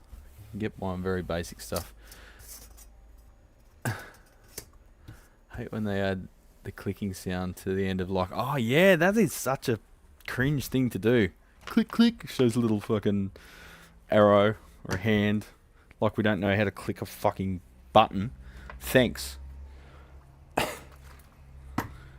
That's some Mr. Beast tier shit going on there. No, they don't even do that anymore. They get views no matter what.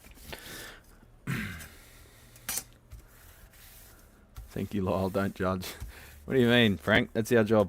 We judge everything. Only premium on my personal one. Ah, okay. The business one doesn't have it yet. Well, why would ya? My pet hate is to smash the subscribe button. Smash it. Okay, I'll fucking smash it. Let's throw up the graphic at 30 seconds point. Yeah, that's fine, but moving it for later, trying to remember to draw people in more with the first minute. Yeah, try to get a cliffhanger at 45-second mark for 1 minute preview thing. Yeah, true. Yeah, because you got to bear in mind what it does to your thumbnail when people hover over it at the home page. That's a factor as well. That's if we cared, but I kind of don't, so. Alright, how am I going to flatten this thing? We don't have to do much, but it needs something. I think I'm going to have to get a bit of a block. Give that a sand. Make sure there's nothing poking out of it.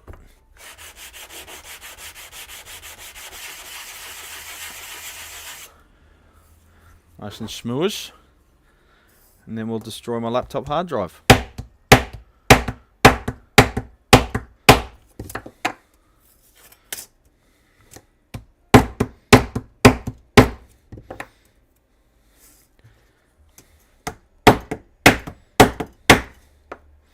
Yeah, it's done it.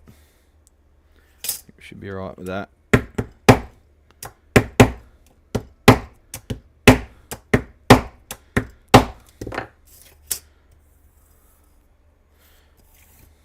This won't be flapping around anymore.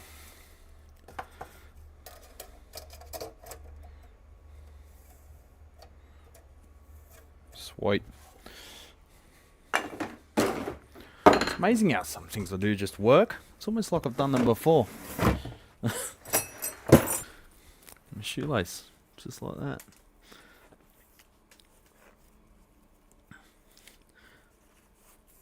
Man, it's amazing how dead it is in the shop when I've closed the repair department. Just goes to show retail doesn't do fuck all. It's all repairs around here. I mean, what is it, 10:30 and not one customer yet?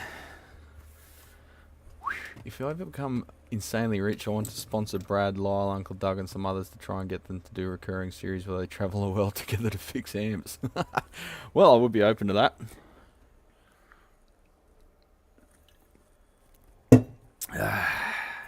And drink.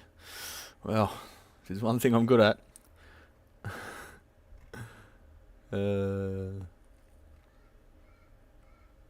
Lyle swears with his eyebrows. What are you using to re-stick the amp panel? Well, I'll get to it. I swear less but better. Yes, you do. You've got quality of swear words. I've got quantity. That tape that I just dropped on the floor. This is 3M carpet tape. Just double-sided. It's probably what they used initially, actually. It reminds me, goes to click like. Hey, there you go. Out at the izakaya last night, and Amy and I got so much food and like half a dozen drinks for $60. What, between this or each? That's pretty good. I decided if I'm going to do this, I'm going to do it right, but not my right, not Mr. but my right, not Mr. Beast's right. Well, Mr. Beast is, let's just say, it's not sustainable. He's either, I think when you get to that level, you're either not going to be around for long, in the form of a channel, or in the form of a human. You choose which. Love talking to you, Brad, but I need to concentrate on this music man that just gave me a little 700 volt bite. Ooh, yeah, 700 volts is, that shit arcs. And that shit will track. Good luck, Chris. Don't kill yourself, mate. Gotta play the algorithm right. Makes all the difference. I'd starve in Japan. Well, that's the key, Lyle. I'm hoping to lose some weight over there because I want to eat very lightly and I want to exercise a fuck ton. Maybe I'm a miserable bastard, but I can't stand YouTube tutorials that are like 3 minutes long when they could be only 15 seconds long because the hosts are all quirky with the jokes. Yeah. Yeah, I mean, there's having a personality, but then there's being goal-oriented and getting it done. So, I did... Whenever there's an ongoing problem, like a systemic problem with a device, I'll try and do a super focused, super quick, incredibly tightly edited video that's like 5 minutes long if I can. Just let's challenge ourselves to see how short we can make it. And one of them, I'll give you a link. This was my first attempt. When I started realizing that people actually watch for instruction now. I've done some very regrettable videos before about that, and they weren't concise or anything. I was just rambling horse shit. That was when I was still figuring out what YouTube is. I was still poking it with a stick. So when I tried to make a less than 10-minute video on replacing a screen for an Apogee interface, and there it is.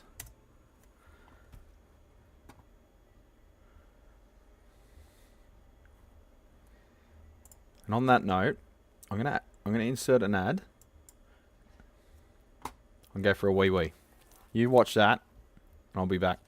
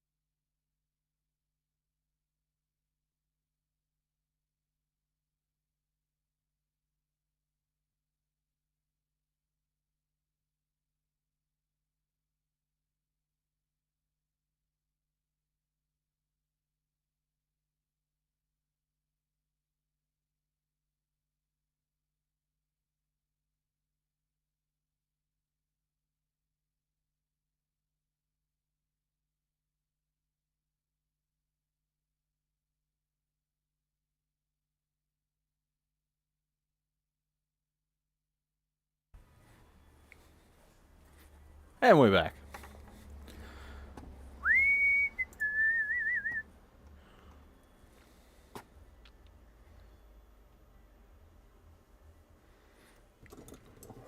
A friend's daughter speaks Japanese very well, but she can't read Japanese or kanji very well at all. It is a completely foreign concept.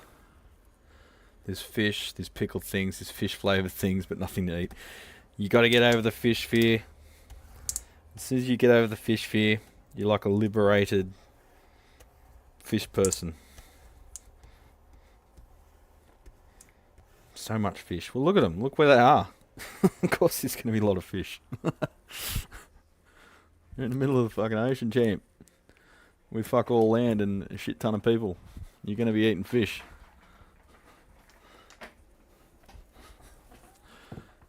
There's so much food here and many chairs. What? So much food here and many chairs. Guess you mean many places to go. Well, that's if you go to some Ojisan's place. What does that mean? Ojisan. There's much meat over here. One of the largest chains of eateries is a beef bowl place. Plenty of steakhouses. Yeah, steak's huge over there. The Wagyu on that. Well, fuck, that's where the word came from, right? I hate when sorting out a short circuit. The content creator goes into a history of electricity. Really? Who does that? That is fucking stupid if that's the case. But back in the 1600s, lightning struck. George Ohm. Yeah, head out as I'm off to Tokyo. Got a 4-hour drive ahead of me. Oof. Probably do a stream tomorrow. Yeah, fuck yeah. Put up. Oh, you're going to have to plan it, bro. Plan it and put it up and put the notification up if you're going to do it. Alright, what did Mark say about the US? I think we've eaten more steak in Tokyo than the US. Is steak expensive in the States? I've heard that it's like prohibitively expensive. I had a $15 Australian steak last night, and it was a rump steak, and it was fucking huge, and it was cooked perfectly, and it was incredibly tender, and it came with chips and salad. Sorry, fries and salad. Steak chips, you know, the chunky ones. 15 bucks. So that's like $8 US for a steak the size of my hand.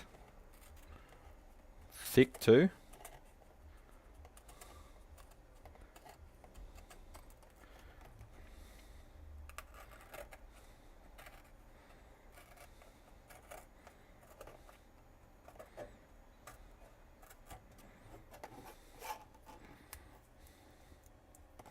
Weird setup. It's an Irish pub.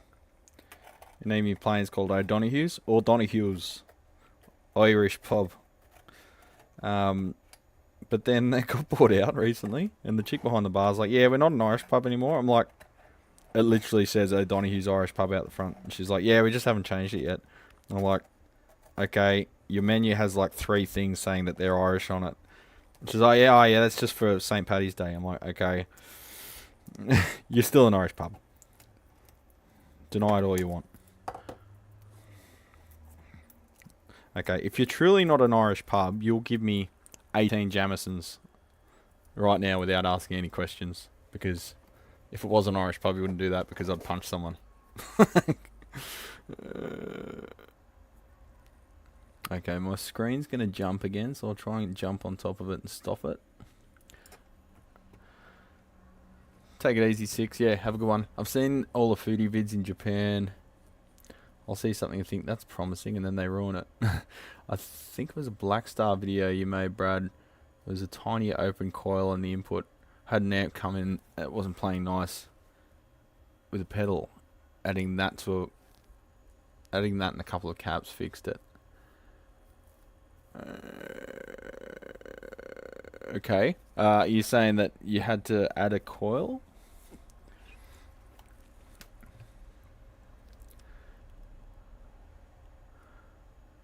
What I've found, the harder you try to learn a language, less likely the natives will engage with you. Most just want to practice their English with a native speaker. Yeah, true. That's fine. I want to practice mine with theirs too. It's a mutual thing. They're not going to learn very good English from me, however.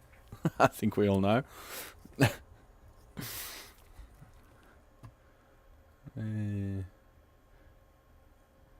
think about how YouTube videos ruin barbecue and beer and all kinds of stuff that you have to experience firsthand. Yeah, why would you?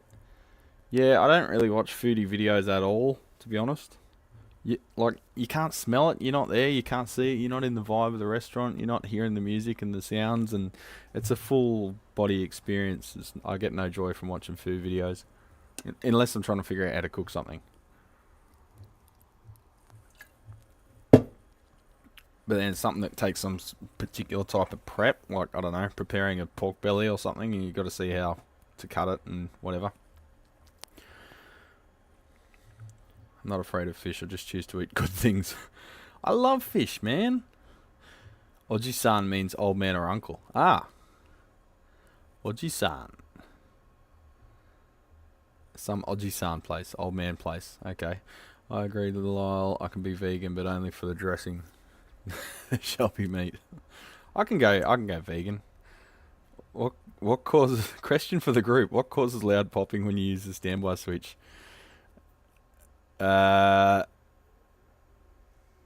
Usually it's inductive kick from the transformer, and usually it's when you turn it off. It could also be contact bounce, so the switch is fucked. You can sometimes neutralize it with a snubber. It could be massive inrush to the caps. If you've got a solid state circuit somewhere, it could be a spike finding its way back into its circuit. It could be a bunch of things. More often than not, it's the inductive kick coming back from the coil when you turn it off. From the transformer, I mean. There's a good book which goes into detail on this stuff. Merlin Blencow with his power supply book. I forget what it's called. Like valve amplifier power supply design or something like that. He goes into all that stuff. Gonna buy some more books, Yeatsy, mate.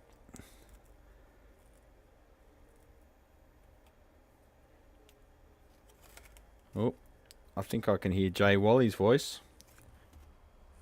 New Friends of Rom song.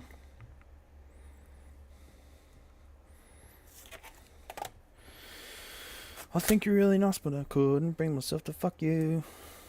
You can come around to my house, but I don't wanna fuck you. That's Friends of Rom.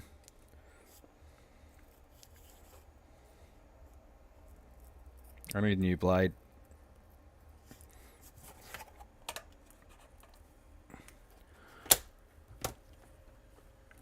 A steak over here in the US is usually just low quality grain fed mass produced trash.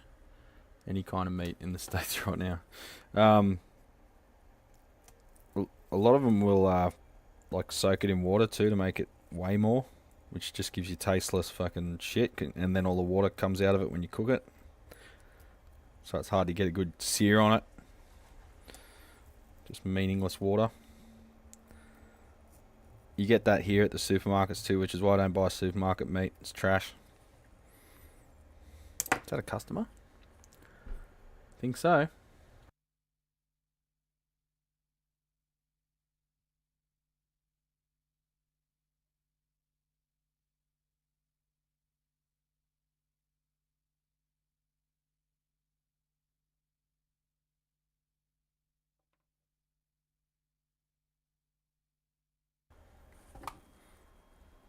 Maybe not.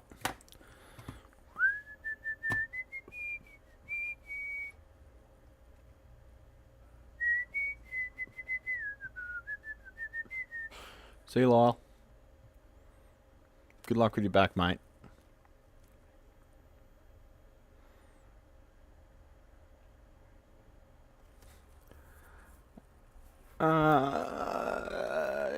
Read the article, Yeatsy. Snubber switch. Snubber standby switch. Just Google that.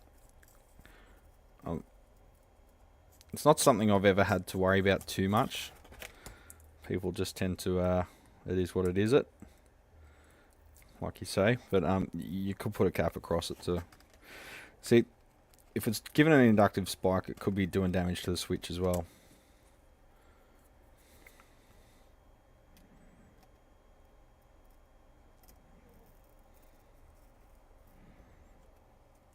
feel like one of those vinyl cutters that the sign writers use.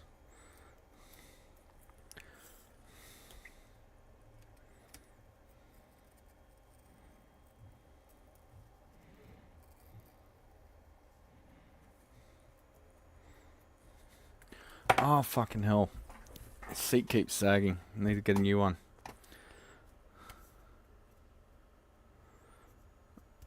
Check the, that's another thing. Oh, g'day, Scotty. How you going, mate? That's the other thing to check. Just check the DC resistance across the switch with nothing applied.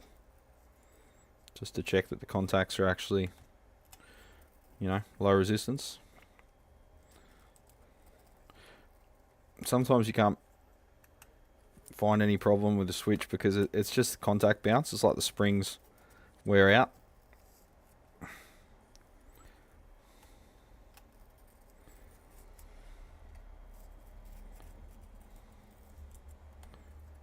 Oh, this is so fucking annoying, this chair. Every 15 seconds it goes down a ½ inch. Fuck me.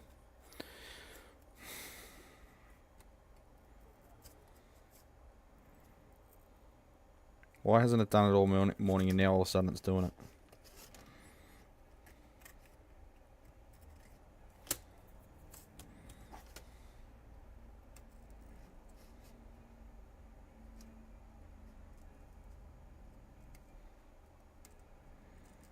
Might go on a road trip to buy a new chair with me, champions.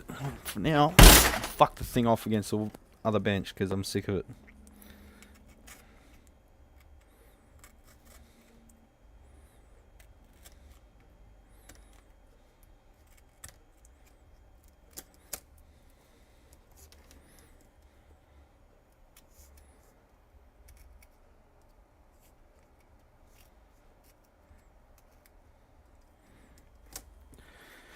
Alright, let's stick this thing to the front panel.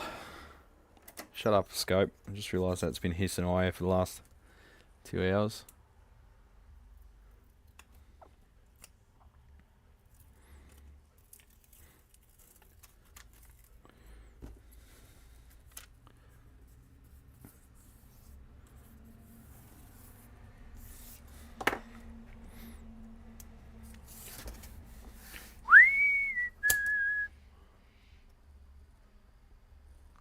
Do more squats and your seat will sag less. Yeah, probably. run 20 kilometers every morning and my seat will sag less too, just because I'll be lighter. What am I? I'm probably like 90 kilos at the moment. 90, 95, something like that.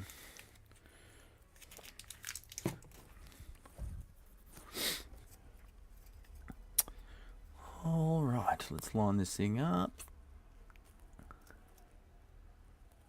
Don't want it to seize on the switch. Ask me how I know that one.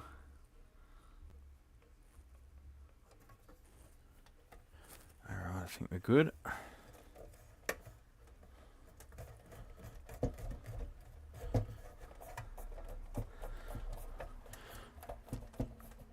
Another dumb question I never thought to ask. Turning off an amp with a standby switch, is it best to turn it on standby then off, or is just off fine? Think about it. It's not like there's going to be thermal shock from it or anything. It's just turn it off. Doesn't matter. Standby is only for keeping. So the reason that it's an ongoing fucking never-ending bullshit fest about standby switches is because there are multiple cases where it does matter, and there's many cases where it doesn't matter at all. The situations where you should use a standby switch to turn it on is in amplifiers where there are capacitors anywhere in the circuit attached to the high voltage supply that can't deal with the fully unloaded B+ that will be present when you first switch it on before anything warms up. You find a lot of more modern amplifiers where they're doing cost cutting, so further down the stream towards the front end of the amp there'll be droppers, and there'll be like 350 or maybe even 250, 300 volt rated capacitors, but then the main filter node's like two 500s in series because it tips above 500 when you first turn it on, like some of the Marshalls, for example. When you first switch a thing on, nothing's drawing any current. When you've got a resistance with no current across it, the voltage drops 0, right? It's just Ohm's law. Shut up, bin. Fucking lid closing. So when you first turn it on, there's no current draw, there's no drop across those resistors. Those caps further towards the front end will be exposed to that like 500 plus volts. So in that situation, you want to use the standby switch so that valves are warmed up, ready to conduct by the time you flick it over. So they won't be exposed to that high voltage, or if they are, for like a cycle or two rather than like several seconds to a minute. So that's the case where you do want to use it. The case where you don't want to use it is when you've got a rectifier valve and the main filter caps are after the standby switch. Because in that case, you'll be punching that rectifier in the face with that massive inrush current. They can deal with overcurrents, but it's the peak it's the peak currents that destroy them, right? So, AC30s, for example, I forget which one's the C or I think it's the C2. I forget. One of them's fine, the other one's not. Actually, one of them's solid state rectified. I think that's why. But yeah, if they're getting a massive inrush from flicking the switch on when everything's heated up, and that cap just takes a massive gulp of current, you'll shorten the life of that valve, and eventually it'll go short circuit. So that's a case where you don't want to use them. The majority of cases, it doesn't fucking matter. Because things like vintage fenders and that, they're all 500 volt caps anyway, so they're fine, doesn't matter. In no case at all does it matter if you switch them off both at once.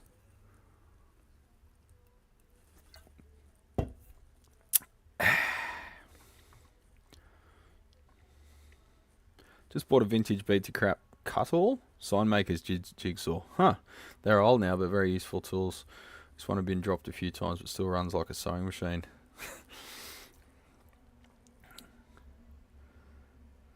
May have a pin dick, but it fucks like a sewing machine. Hello all, I had too long of a nap. G'day Alex, you back mate? I am hoping I can use it to make patterns for pick guards and calls. Yeah, that'd be cool. That'd be cool.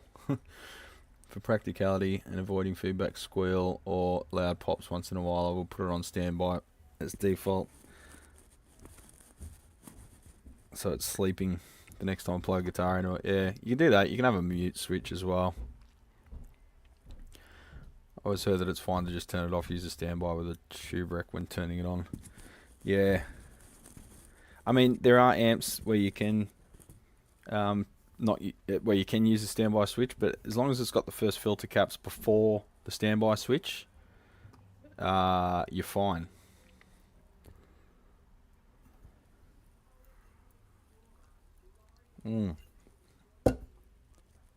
Turn it off and strum a few times, drain the caps. Yeah, that does it. Ideally, you design it with some balance resistors across the totem pole configuration cap, being used as the reservoir cap, and they would work as bleeders as well, or if not, you can just add bleeders. Sorry, just adjusting my mic. It's starting to dig into my ear. Hurt a bit.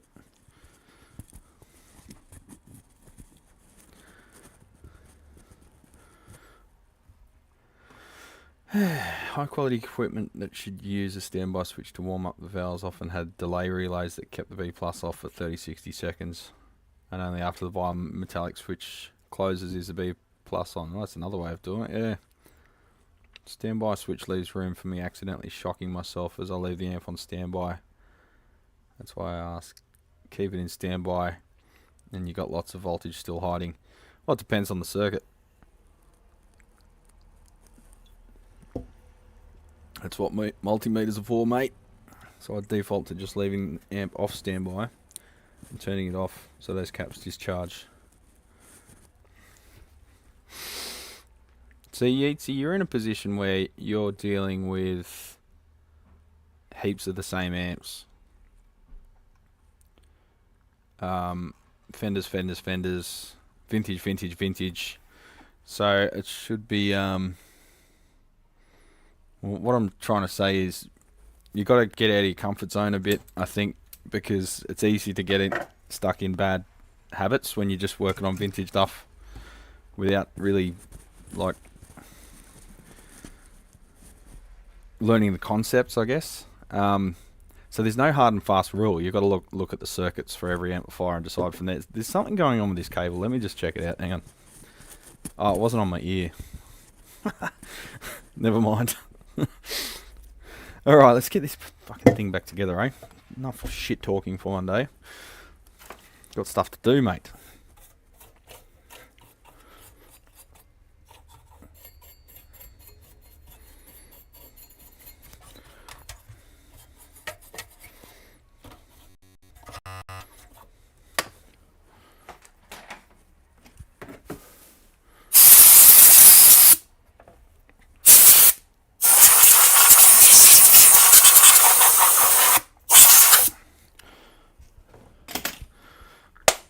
Rightio.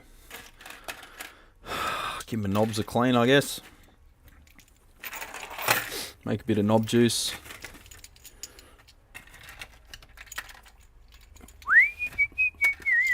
Neil, how you going, mate? What's going on?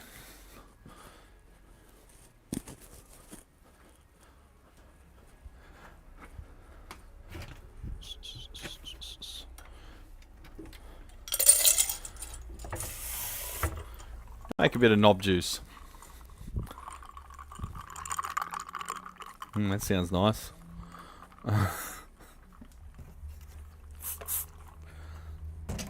2 sprays are my favourite cleaner.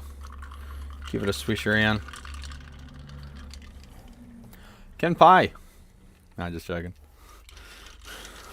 I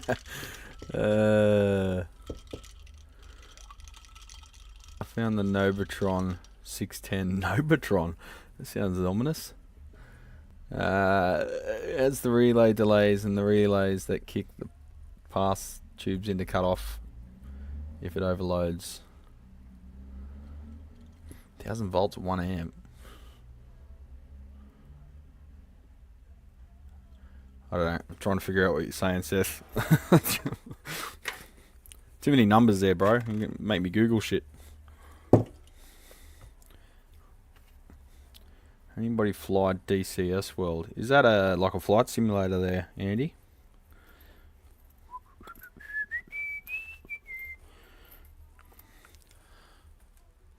Ooh. Let's give you a bit of action. I'm sorry, camera game's really not strong at the moment. I'm just giving the pins a bit of a clean with some rolled up Scotch Brite. Oh, 3rd concrete truck.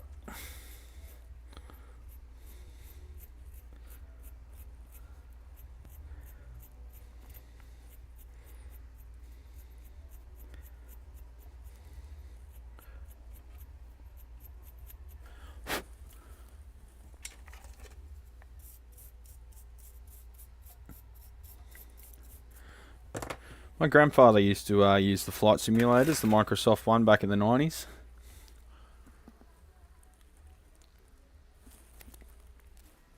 Graphics were pretty woeful considering how far they've come since. Good for the time though.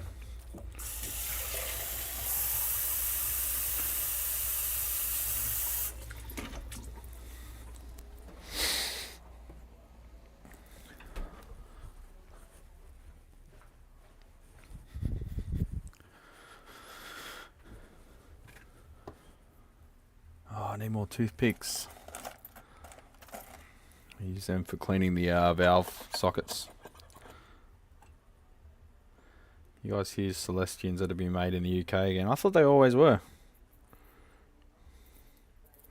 I'm not up on my Celestian news, but I thought they always had a series that were made in UK. Are you talking like those types are going to be made in the UK as well as?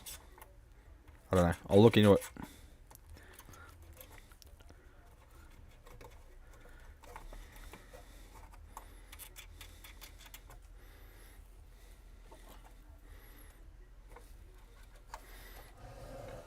Come on, camera kung fu.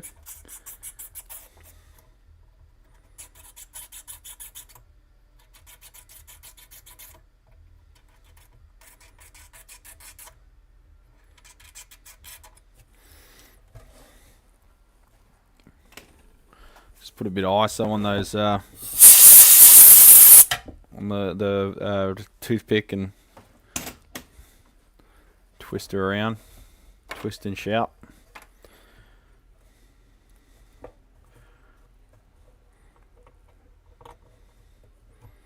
Now what you want to do is get a big dollop of Vaseline and smear it into the valve socket. No, you don't. That's just what all my competition does. Heard that from Chris at Rift Dance. Well, Chris seems to know his stuff, so I guess he's in the UK, isn't he? So maybe he's a bit closer. Have you considered just selling vintage used gear and doing repairs? Sublet the rest as band recording space. No new gear overhead. Not really. That's the whole other bunch of challenges. It's not really set up for that, and you'd have to build walls and shit, and not really interested. It's not the biggest place either. I mean, you know, if you're going to do used gear, vintage gear, you'd still have to have pretty much the same floor space. And then you still got the storeroom for repair jobs. And I don't really think there's that much money in rehearsal studios or anything, because all the ones around here have gone bankrupt. It's alright, we're going alright. Don't worry about it. It's fine. It's been a tough couple of years, but we're starting to break even now. I just gotta work quicker, essentially. That's what it comes down to. I've got to work quicker and more efficiently, and less fuck ups, and just work more, work better and faster and more and better.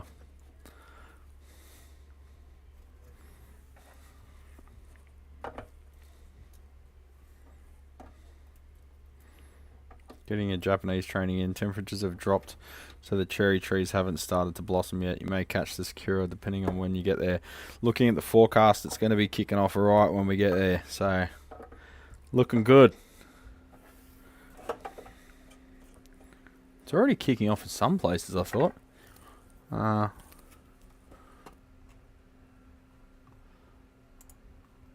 me have a look. Yeah, it's starting. Yeah, secure forecast. Sakura forecast 2024. Cherry blossom forecast.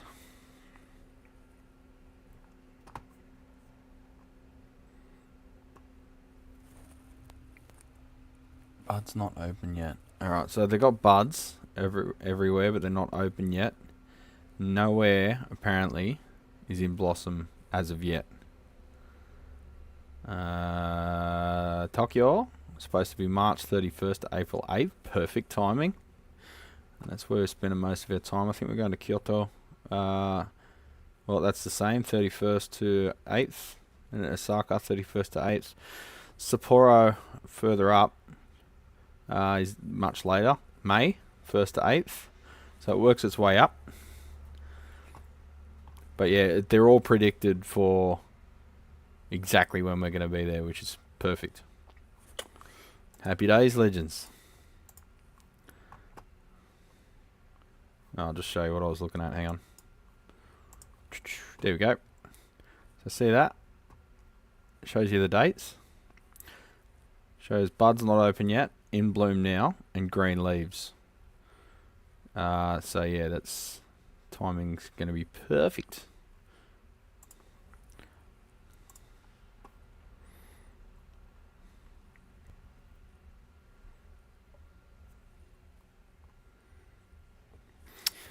I'm a little obsessed with time management and workflow. As I start taking custom work on again, I'm trying to avoid screwing myself out of time. Yeah, it always happens to some degree, because there's always shit that you can't plan for. So you've got two decisions. You either throw it all at the customer with unexpected costs and then make enemies left, right and centre, or you overestimate to begin with, so you sort of... there's guesswork. You don't know what you're going to encounter, particularly with some brands like fucking Mesa Boogie. So you got to factor in a sort of average, you know, allowance for unexpected stuff. And you got to put clauses and stuff in your quotes, like, oh, you know, this is assuming that The rest of the amp is functional. Like if an amp comes in blowing fuses, you can't diagnose that it's got noisy reverb, can you? So you got to detail it. If there's any other problems once the amp is functional, they will be, I don't know, detailed at additional cost or whatever. But you can't spend all day doing paperwork either. And please approve this variation. Please approve this variation. Please. So you got to factor in sort of a set cost and average it out, which gets more and more accurate as time goes on. You get more experienced. It's very hard to not rip yourself off or rip the customer off at the start. You're either usually doing one or the other until you gain enough experience to get more accurate over the years. It's an ongoing process though, but generally you want to try and get the high quality customers that will understand that. It's all about fishing out the unreasonable customers and getting rid of them. They can go to the competition. So you've got to come up with little tactics to establish, you know, are they a customer that you want to hold on to?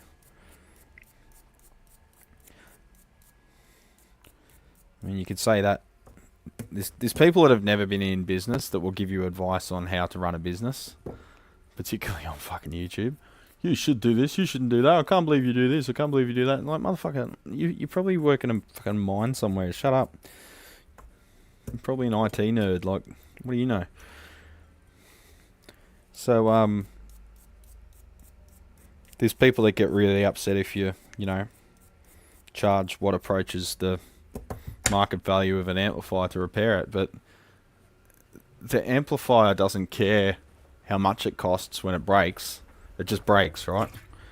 So it requires the same amount of labour whether the amp's $5,000 or $50 to repair it. So you've got to establish early on, does the amplifier really mean something to someone? And don't... There's a couple of customers who have come to me after going to competition and they've said, I didn't like the cut of this guy's jib because he said my amp's a piece of shit. And it's like my best mate owned this amp and he died in a motorcycle crash, and it's the only thing I've still owned from him that I remember him buying. This bloke's calling it a piece of shit. So don't say that. There's nothing to be gained from disparaging someone's gear. There's also the classism thing too. Like, yeah, the $200 amp or whatever might not be incredible quality, but it could also be the only thing they can afford. But at the end of the day, all that emotional shit aside, if it costs $200 to fix and it's worth $200, you got to be very open and upfront with them about that. So look, it's going to cost this much to fix. It's kind of worth about the same amount. Does this thing mean a lot to you, or will you just grab another one? Before you even write a quote, establish that. Otherwise, you waste your time writing a quote, don't you?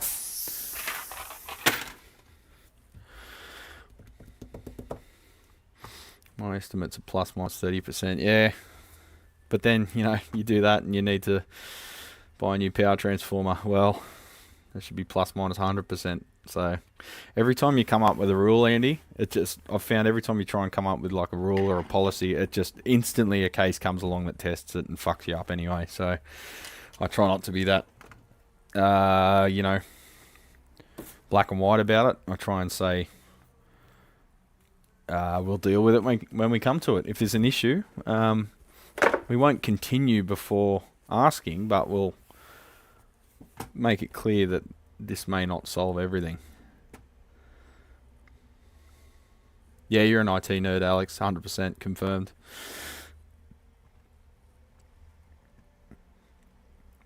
You're usually all gone by the end of the first week in April. Yeah, I am lucky.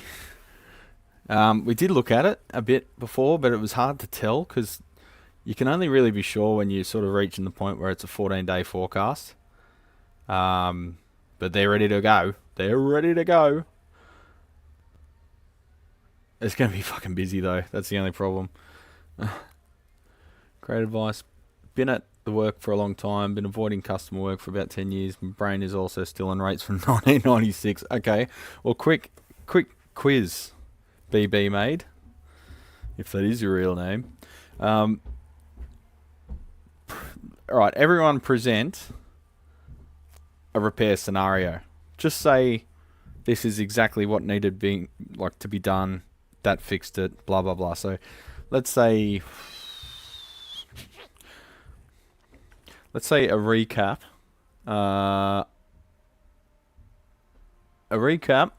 One new preamp valve, and all new plate resistors on a twin reverb reissue.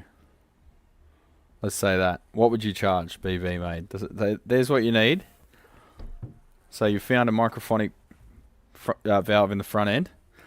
You got crackling noise coming from the plate resistors, and you've got shmoo leaking out the filter capacitors on a, let's say, a 2006 Fender twin reissue. What would you charge? That's what you know, that's what you did. What do you charge?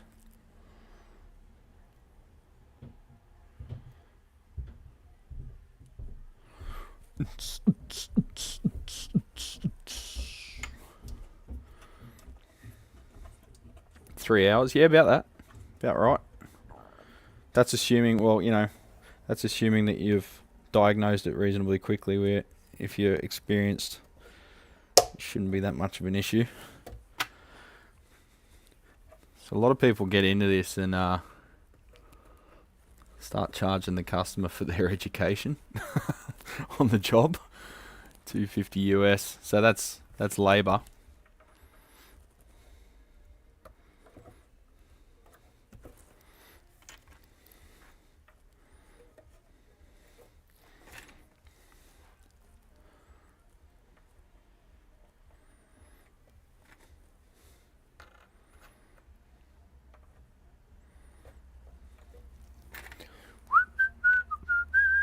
He's running numbers. BB Made's got the Excel spreadsheet out. I've got to jump on his channel more often. I've just been so busy. I've got to watch everyone else's channels. Sorry for everyone. I'm not neglecting you. I'm just extremely busy. Fixing shitbox fucking solid state amps. Yeah.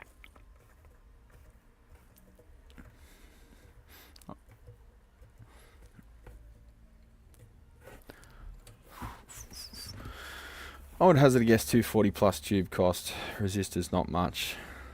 Okay, so what's that work out to in Australian dollars?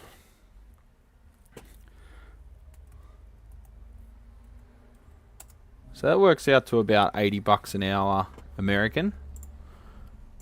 So say it takes 3 hours. So I mean, the amps take like an hour to disassemble and reassemble.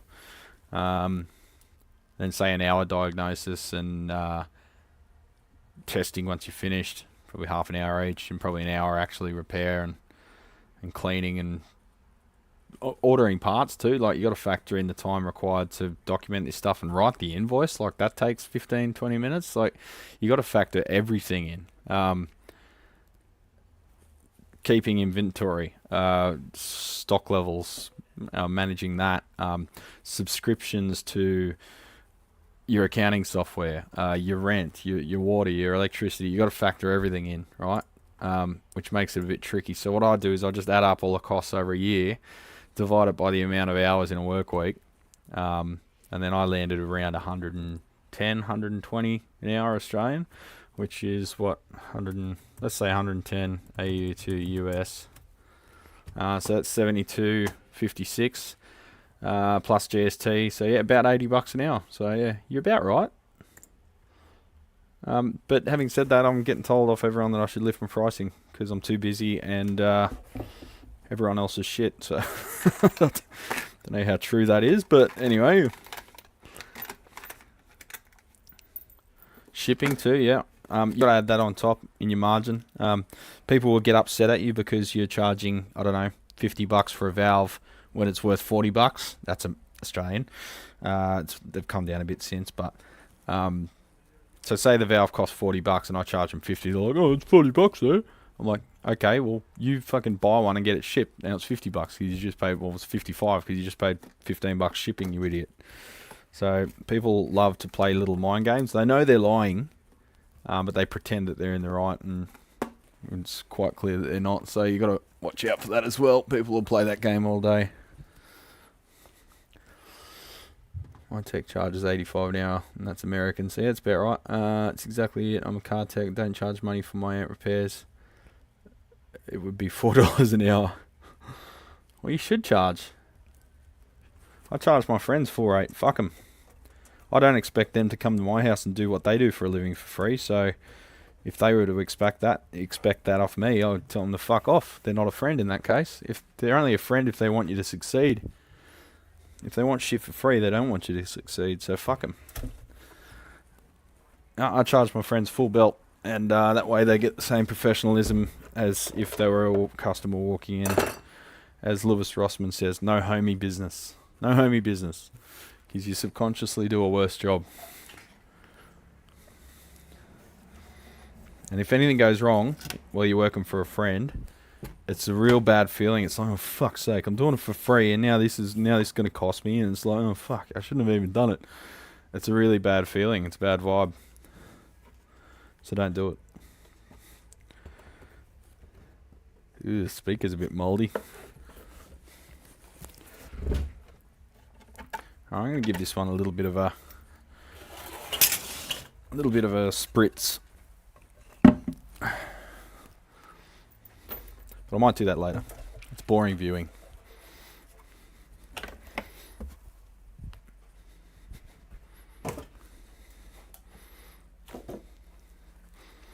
Alright, since we're in the valve state run of the world, let's do an AVT 2000.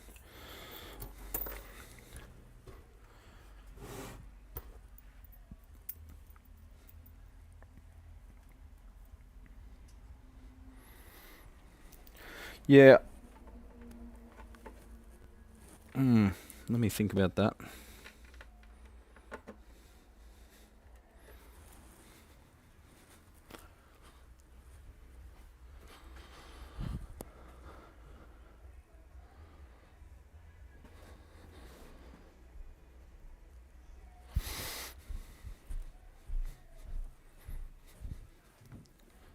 Just one sec, legends.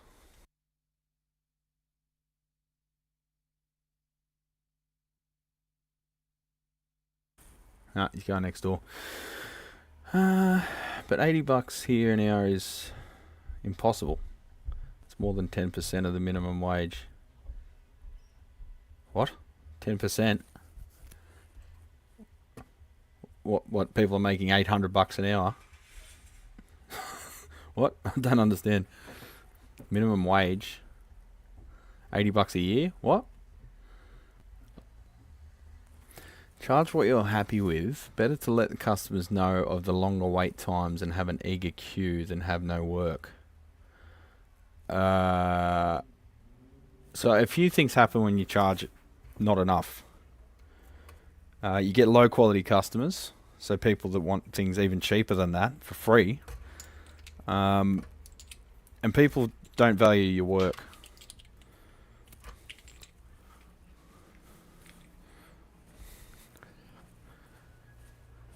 People will argue with you. They won't take you at face value. You just get the worst customers when you don't charge much.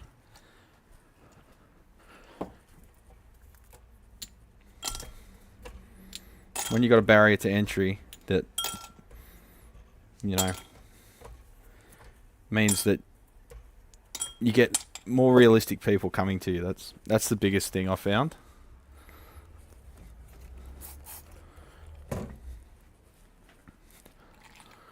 I had to deal with a lot of shit when I wasn't charging a lot, and now we've sort of settled on a rate that is still, don't know, it's still towards the lower side of the industry, which is probably why we should lift pricing even more, because we've got more overheads than the average guy working from home.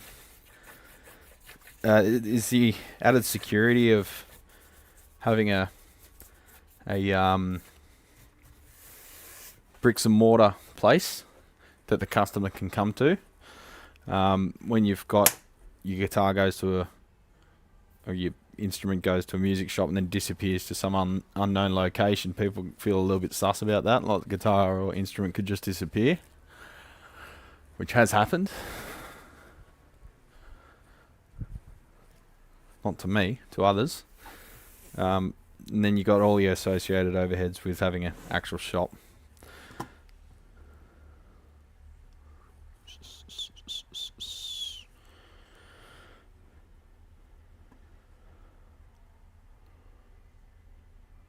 What? Neil, you just had an earthquake? Where are you? I try to come in slightly below estimates. You can't go over the estimates or they get totally pissed. No, you totally can go over estimates. Fuck them. Why should you? No. That's the problem. That's a shit way of thinking. Why is it your fault that once you replace their failed power transformer that you found that there's a noisy reverb circuit or distortion in the clean channel because of a failed reverb transformer? Why is that your fault? It's not your fault. And if people try to make out that's your fault, well, sorry, take me to small claims court. Fuck you. That's why you've got to be very clear in your estimates that if there's any unexpected stuff, you're not liable for it. Because that's really unfair. If people think they can throw a pile of shit that's been completely neglected its whole life at you, and then you're responsible for everything that's wrong with it from that point forward, that's horse shit. Doesn't work that way, I'm sorry. If a mechanic fixes your transmission and in the process they find your clutch is worn out, they don't spot you a clutch. You don't get a free clutch out of it. Think like a mechanic. Just a bit of sideways shake. Yeah, we had one the other week. It was just like a thump. Now, we haven't had an earthquake anywhere near here for the last 30 plus years. And just the other night when Mum and Dad were here, I was leaning up against the wall like this and I just said, thump. I'm like, what the fuck was that? And everyone kept talking and I'm like, shh, waiting for aftershocks, and there was nothing. It was just a thump. And then straight away looked it up and yep, 4.6 earthquake. Super rare around here. I realised at some point I had zero interest in the internet's opinion on my pricing referring guitars. Bottom line, I charge more for stuff I don't want to do. Yep. But it will be perfect if I do it. Yeah, there is that too. If you don't want to do something, price it so at least it's worth your while.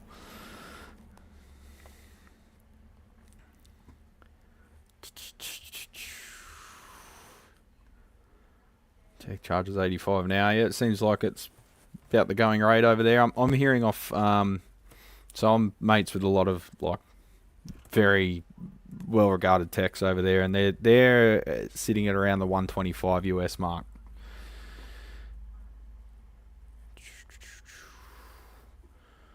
Oh, it just jumped again. Never thought of it that way. $80 an hour here. Oh, hang on. I've scrolled back too far. Forgot to factor in cost of anxiety medication. Yeah, well, that's the cost. Nope, delivery.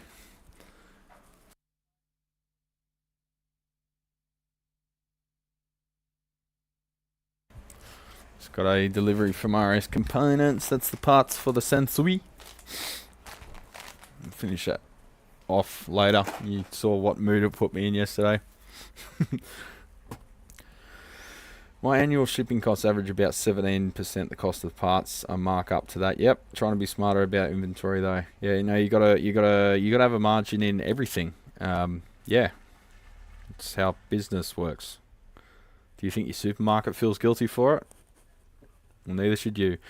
The luthier I apprenticed with and took over work from where he retired made me raise my prices right away. He said it was important to account for all the bullshit over time, filter out the lamers. That's a new one. Yeah, but you have beer for €1. Yeah. Rent for one bedroom apartment is €800. So we're doing swell. Rent for one bed, €800. So that's $1,600 for a month, I guess.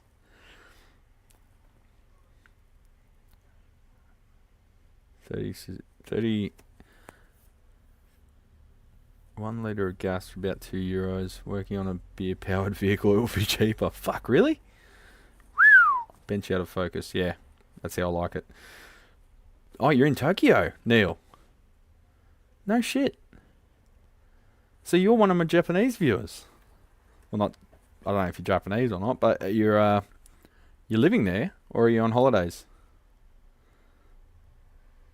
Did I miss this from earlier? My memory is dog shit. So, non-metal music festivals, beer €4.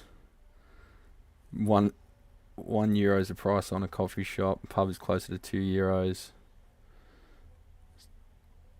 Well, I must be undercharging. Yeah, I've told you that, Alex. Gotta charge heaps, bro. The only way, look, if we don't charge enough, we're going to be resenting the fact that we're even working, right? We want this industry to survive in the long term. It's getting harder every day, but I think it's possible.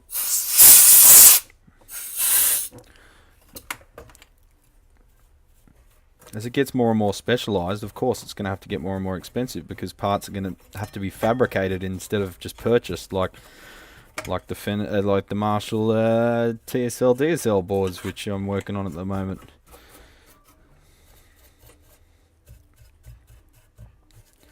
So everything's going to get more expensive, but it's still going to be specialized, and there's still going to be demand for it.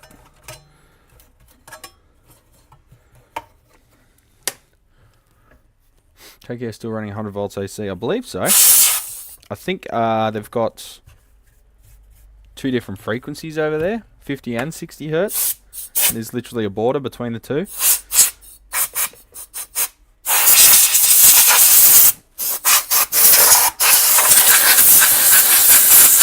Yay, fan force amps.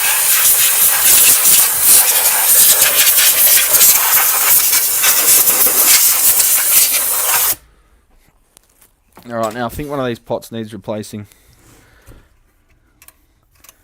First, I'm going to give him a clean, see if we can recover it, because it's an annoying one to change. I live here, formerly God's own country, Yorkshire. Ah! Jeez. Might have to meet up for a beer, Neil. I'll be there in a week and a half.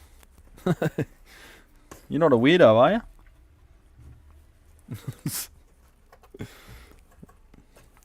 Alright, this has got those annoying posts that are just like friction fit. I feel like you're going to break stuff, but it's just what it takes to remove them.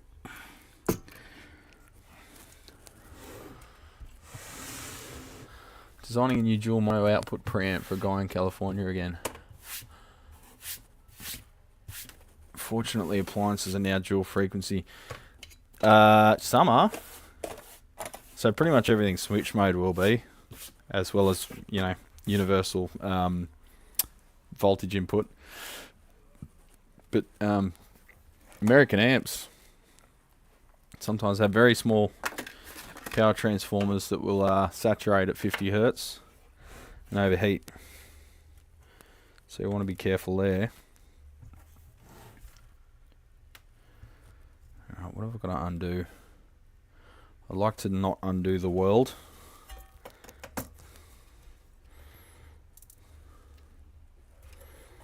If possible.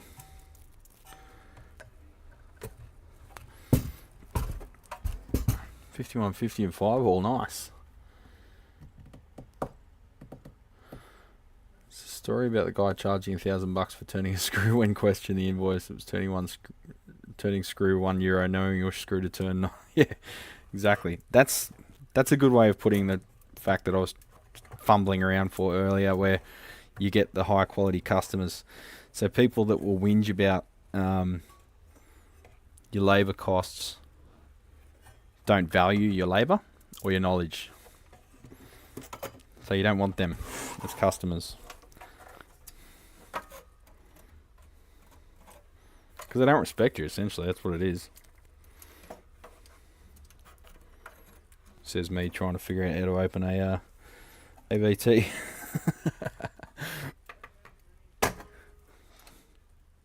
cannot confirm or deny being a weirdo. Well, who can really, eh?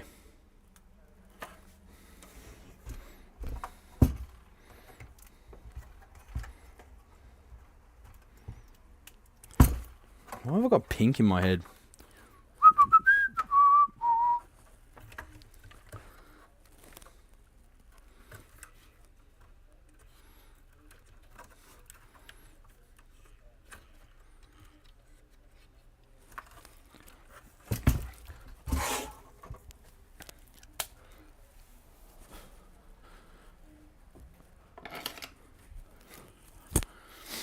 I'm a rock star. Are you though? Are you really?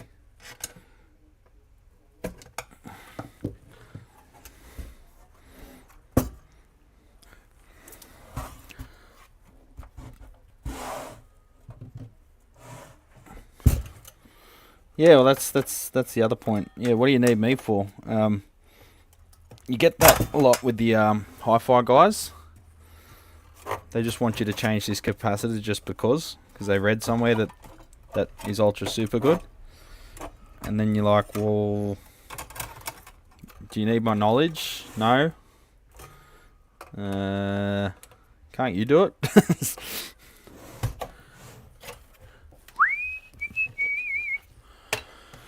Yeah, I mainly want to know, Neil, is there a place for a good craft beer over there, or is it just Sapporo everywhere? I've been looking up like craft breweries over there. There seem to be a few. I don't know which ones are legit though. Which ones are tourist horse shit. Alright, so that's our dodgy pot. The OD1 gain. Let me get my notes. We've got a couple amps to get through. We've got a Fender Supersonic 60, which I believe is okay. It was blowing fuses, but I think from memory that was a one-off. And it was a fast blow fuse instead of a slow blow or something. So we've got that. We've got a Leboga alligator. It's cutting out and fizzing noise. What was I looking for? Why did I get this out? Oh yeah, to look up the notes for that thing. AVT 1000 combo intermittent signal scratchy pots. Suspect game pots on OD1 and OD2 channels. Alright, let's see if we can clean them up. I should be able to operate this remotely. If I let's get the thing happening here. Ah, fuck, wrong desk. Work desk, workbench. Fourth concrete truck. Well, they're getting closer. Let me have a look.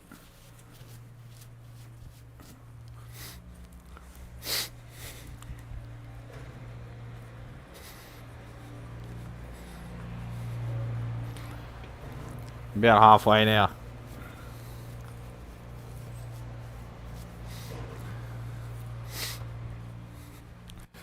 It's a bit rude filming them though, eh? Like, as a tradie, that was sort of a bit of a confrontational thing to do, like, because they get filmed by Karens everywhere and people whinging about shit. Yeah, but hi-fi guys use silk gloves to change tubes. They probably fucking do. And last night I changed a halogen bulb. We actually do need to do that, or just don't touch it, which is easier. With twin reverb reissue, there are axial caps that can cost more, but I can get 8,000 hour caps in an axial cap. Them caps ain't F&T either. I have time invested in reading those spec sheets. Yeah. Are you referring to Vichys? Or are you referring to the Solons? The Russia paper in oil caps. Don't worry about them. Craft beer market is a good chain. Oh, is that is literally what it's called, Neil? Craft beer market is a chain of what? Like liquor stores over there? We can start a line of tone air sold in cans of a quarter gallon. Purest tone in your listening room. Yeah. Vichy, yeah. So Vichy, they discontinued those caps quite a while ago, Seth. So what kind of age are we talking? They can do them, but you're probably talking a minimum order of like 5,000 caps. There's an outdoor standing bar in M.Zuiko in that just does whiskey for not much money. Nice. Fun for people watching. Proud and everyone, please talk me out of buying a Gibson Theodore Standard that I don't need but want for some reason. What's a Gibson Theodore Standard? Is that one of those Murphy Lab fucking horse shit things?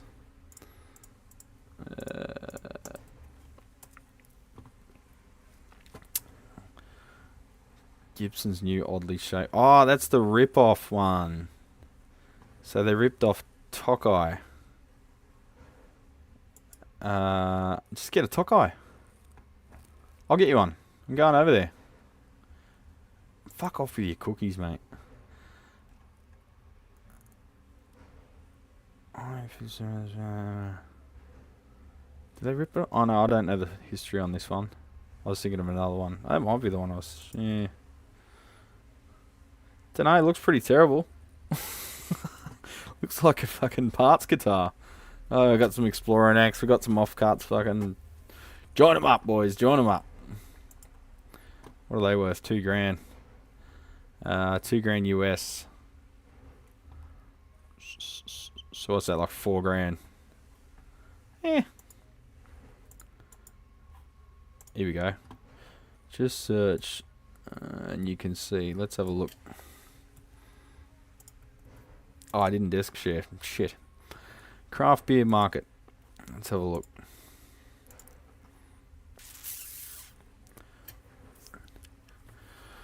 Well, I'll slowly send. Okay, so it's like a chain. Facts. Fuck. Alright, I'll check it out. Like I said, I've got to remember that Michelle's here with me too.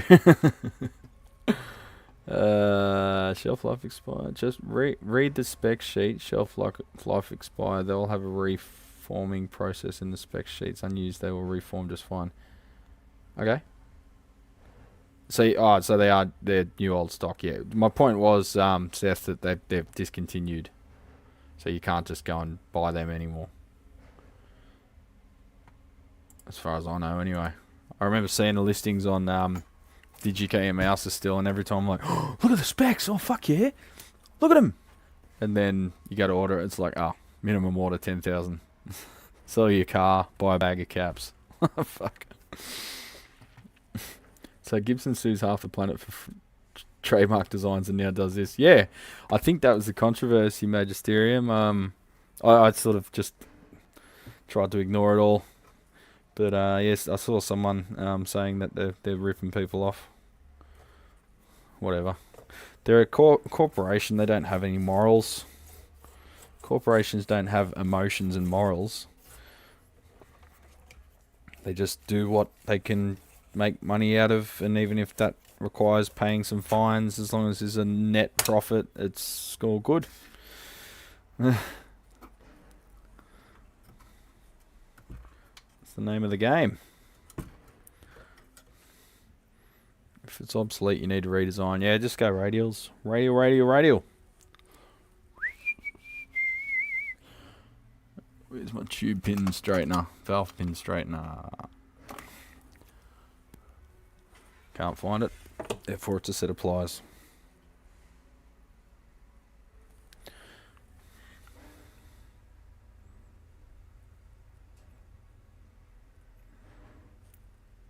All this talk of food, I'm getting hungry now.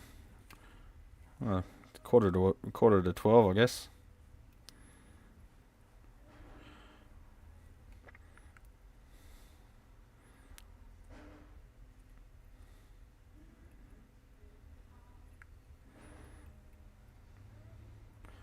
Shell's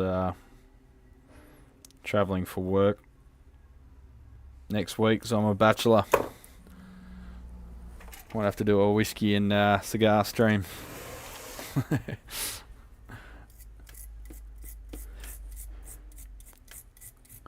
Just got my breathful breath.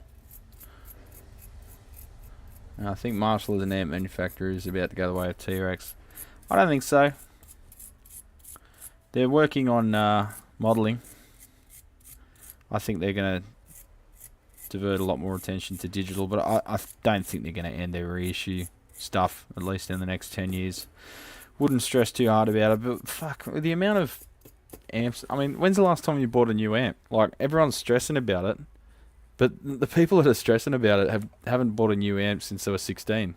So, we're buying the old shit and repairing it anyway, whatever. But it'll be like the CD market. It'll be soon the valve states will be sought after. Well, we're already seeing that with some of them. They're like going for $1,000. What's your better half wanting to do? Eat? She's pretty keen for the cherry blossom thing, which is good.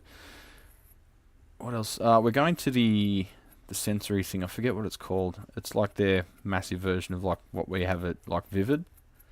I forget the name of it. Rambleac did a video on that. You just made some wings, Jimbo. Get into it. What sauce did you use, mate? Did you use a dry rub? Or a wet rub?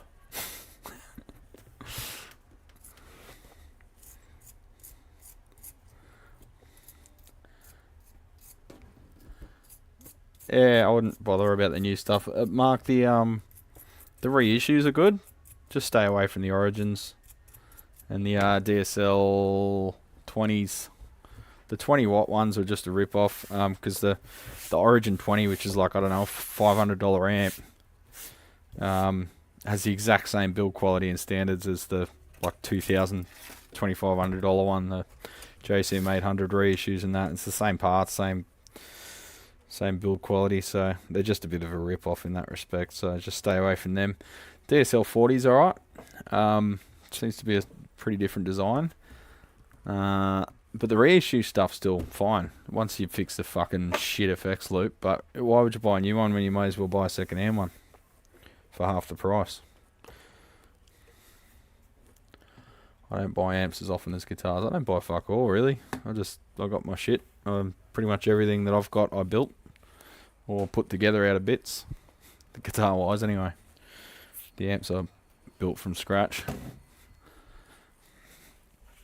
I've been meaning to do a video on that Princeton, but I've got to finish it off. I used a couple of caps and stuff in it just to get by over Christmas. So a couple of the electro values and that are just overrated slightly. I might turn back a little. I think there was a few resistors I substituted with parallels to get the value. That I've got the actual parts in stock now, but I'm just waiting to get time to fully complete it and do a video on it. There is a slight hum too. I've got to revisit the ground scheme in it, make it a bit better, and then let Scotty know, because I've given him the same amp design. He's got the similar issue.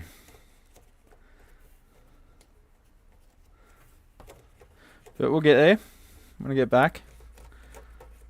Just gotta keep the bills paid and the lights on, and we'll worry about doing fun projects after that.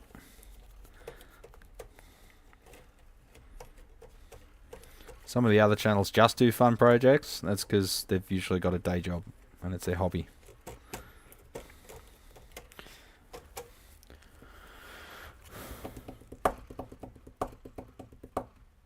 I like to play in stereo, so when I buy amps, I buy two at a time. Wow.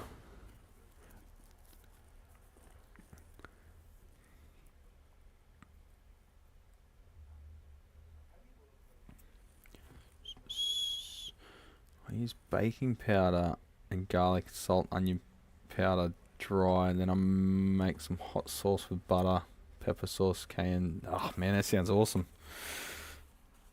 Damn it, I told you I was getting hungry, and now you're talking about that. I got hiccups. You just gave me hiccups.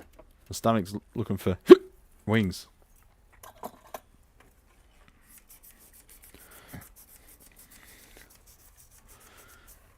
I usually have wings on a Monday night because Michelle's at netball. So I'll like get some, don't know, like kilo of wings and have some through the week as leftovers as well. I started using like the chili oil that I made up. Szechuan chili oil. That was really nice, but with wings, because they're already a little bit fatty, the fat renders off, and a lot of the oil you lose in the bottom of the pan, because I use them in the air fryer usually. What does baking powder do for you? Oh, it's fume. It's crispy. Yeah. That's what the recipe says. Fair enough. We'll get the mate. Just have to go and have a great time in Japan. The hum will wait. Yeah, that's right. The hum always waits, Scotty. Problems in life, they don't fucking just go away. They wait until you're about to break, and then they go away. So I laugh whenever someone says, should I just leave it? Will it go away by itself? Nope. Oh, it's the new, what's the name? Beth something from Portishead. Forget her last name. I want to call her Beth Ditto, but that's a chick from something. What I need is a tube amp with enough power to keep up with an upright grand piano and an upright bass, but just enough that it's clean, played normally and breaking up when pushed. Well, that sounds like you need a Princeton there, Mark. Princeton Reverb. And if you find that it's too much, just chuck a little 1 in 10 attenuator switch on it. That's detailed on Rob Robinette's site, so let's see if I can find it. Rob Robinette 1/10 power switch.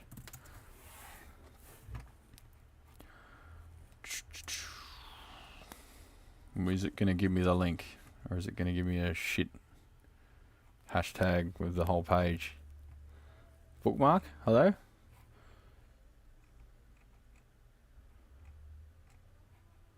%% power switch. There you go. Get a deluxe. Get a Princeton Reverb and pop one of them on the output, just in case. Only if you need it. I don't think it liked that link. Oh no, there it goes. Alright, so let's clean these two pots. Well, let's clean all of them. And then we'll see if this thing comes to life, or if we've got to replace those pots. Because that'll be another thing that I probably don't have in stock, the vertical mounted ones. Also play through my Helix and my PA. You and Lyle have made me afraid of modern Princetons. And the Sir Hombre isn't quite right. It isn't quite right tone-wise. There's nothing to be worried about with modern Princetons. They're good value for money. You can get one for probably like $1,200 US. But yeah, don't discount Vox as well. An AC15 HW would probably sort you out, and for about that, probably 800, maybe $1,000 US. But yeah, there's no real showstoppers in a Princeton Reverb reissue. They're actually pretty good value on the second-hand market.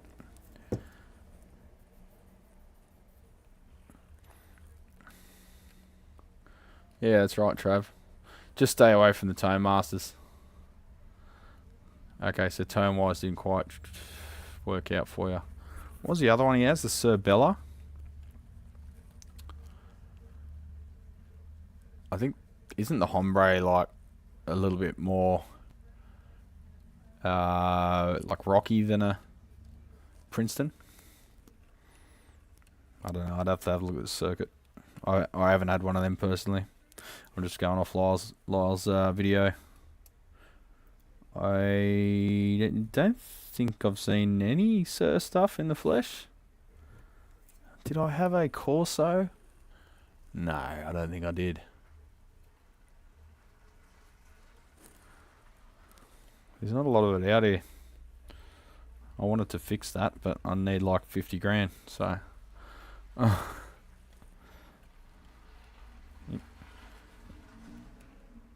Importing stuff isn't cheap. I could just sell the van and take a big gamble and just like get Friedman and Sir in here. But what happens if it doesn't sell? It's a big leap of faith to take when you're dealing with your livelihood. Spatial on 6G3. Okay. Too much crunch. Brown panel style, right. Yeah, so I wonder if the Bella is more laid back. I can't remember. I've got to get my head in the game. I'm too busy tweaking nipples on a Valve State 2000.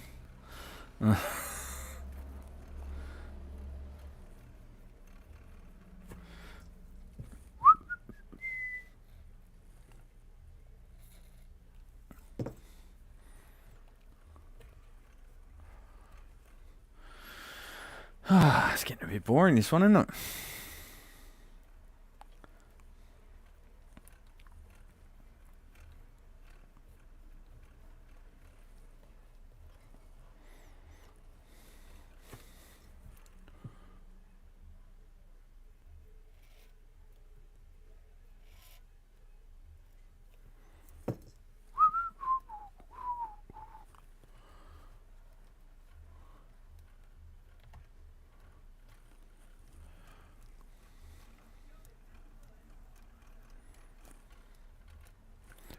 I just want to find a good small amp I can accidentally leave on overnight after a drunken music night, occasionally, not worry about damaging the paper thin circuit board or something.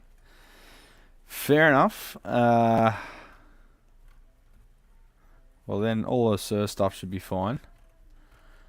Tweaking Nipples, a good garage band name.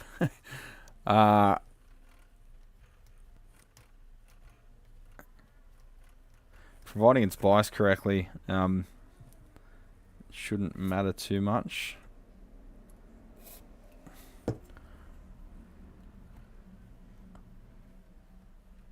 I mixed that up axial with radial.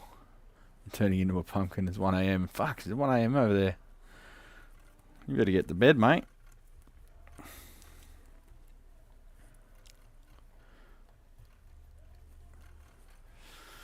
Oh, I'm getting really hungry. Now everyone's talking about how it's late. It's 12 o'clock here, so...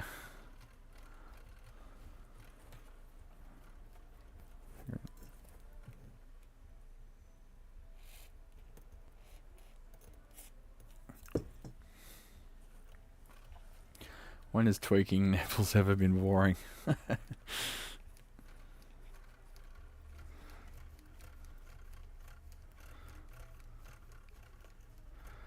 I'll just give this thing a test and then I'll let you carry on with your day or evening or whatever. Did Friedman come out with his Fender style combo yet? No, I think it's still pretty hush hush. I'm assuming it's going to be something Princeton based, but I don't know. He's teasing it on his show a while back, yeah. Be interesting to see his take on it.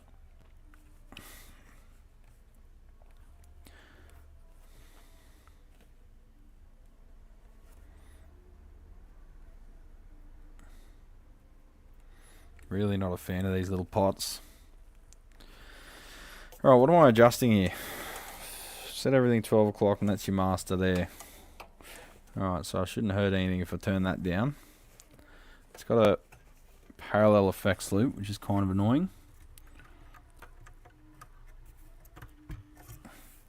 So input jack over there. Let's feed it some signal. Speaker. Sprechen.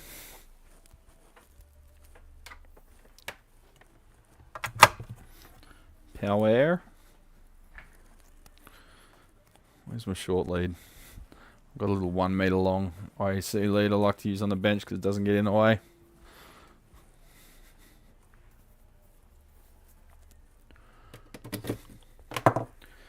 Nothing shorting out on nothing. That's bad. Double negative.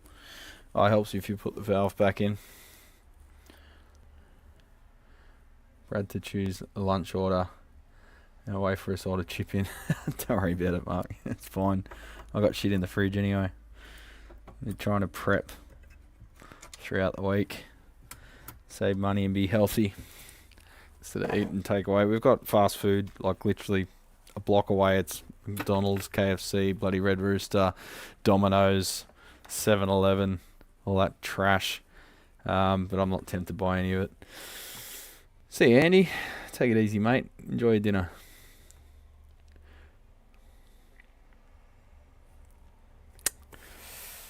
Alright, here goes nothing.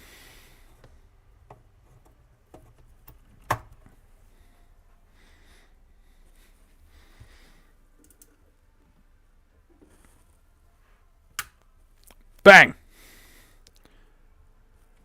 Clean. Master. No. Ah, the valve's warming up.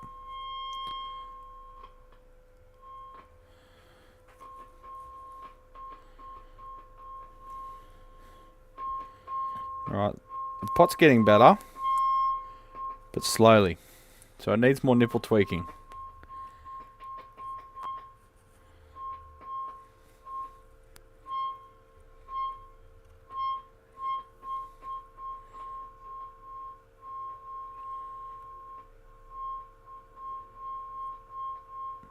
So I'll give it another clean.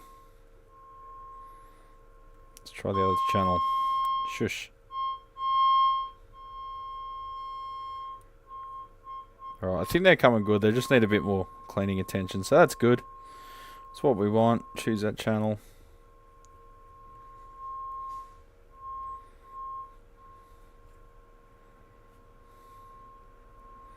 They got a scoop switch, which is fucking cringy as fuck. Alright. I think they're going to recover, so that's good. We'll just give it a general service. Yes, sir. General service, sir. Alright, well, I'm going to piss off. Thanks for joining us, legends. It's just, let's wait till 12 o'clock, so we've got, 15 seconds.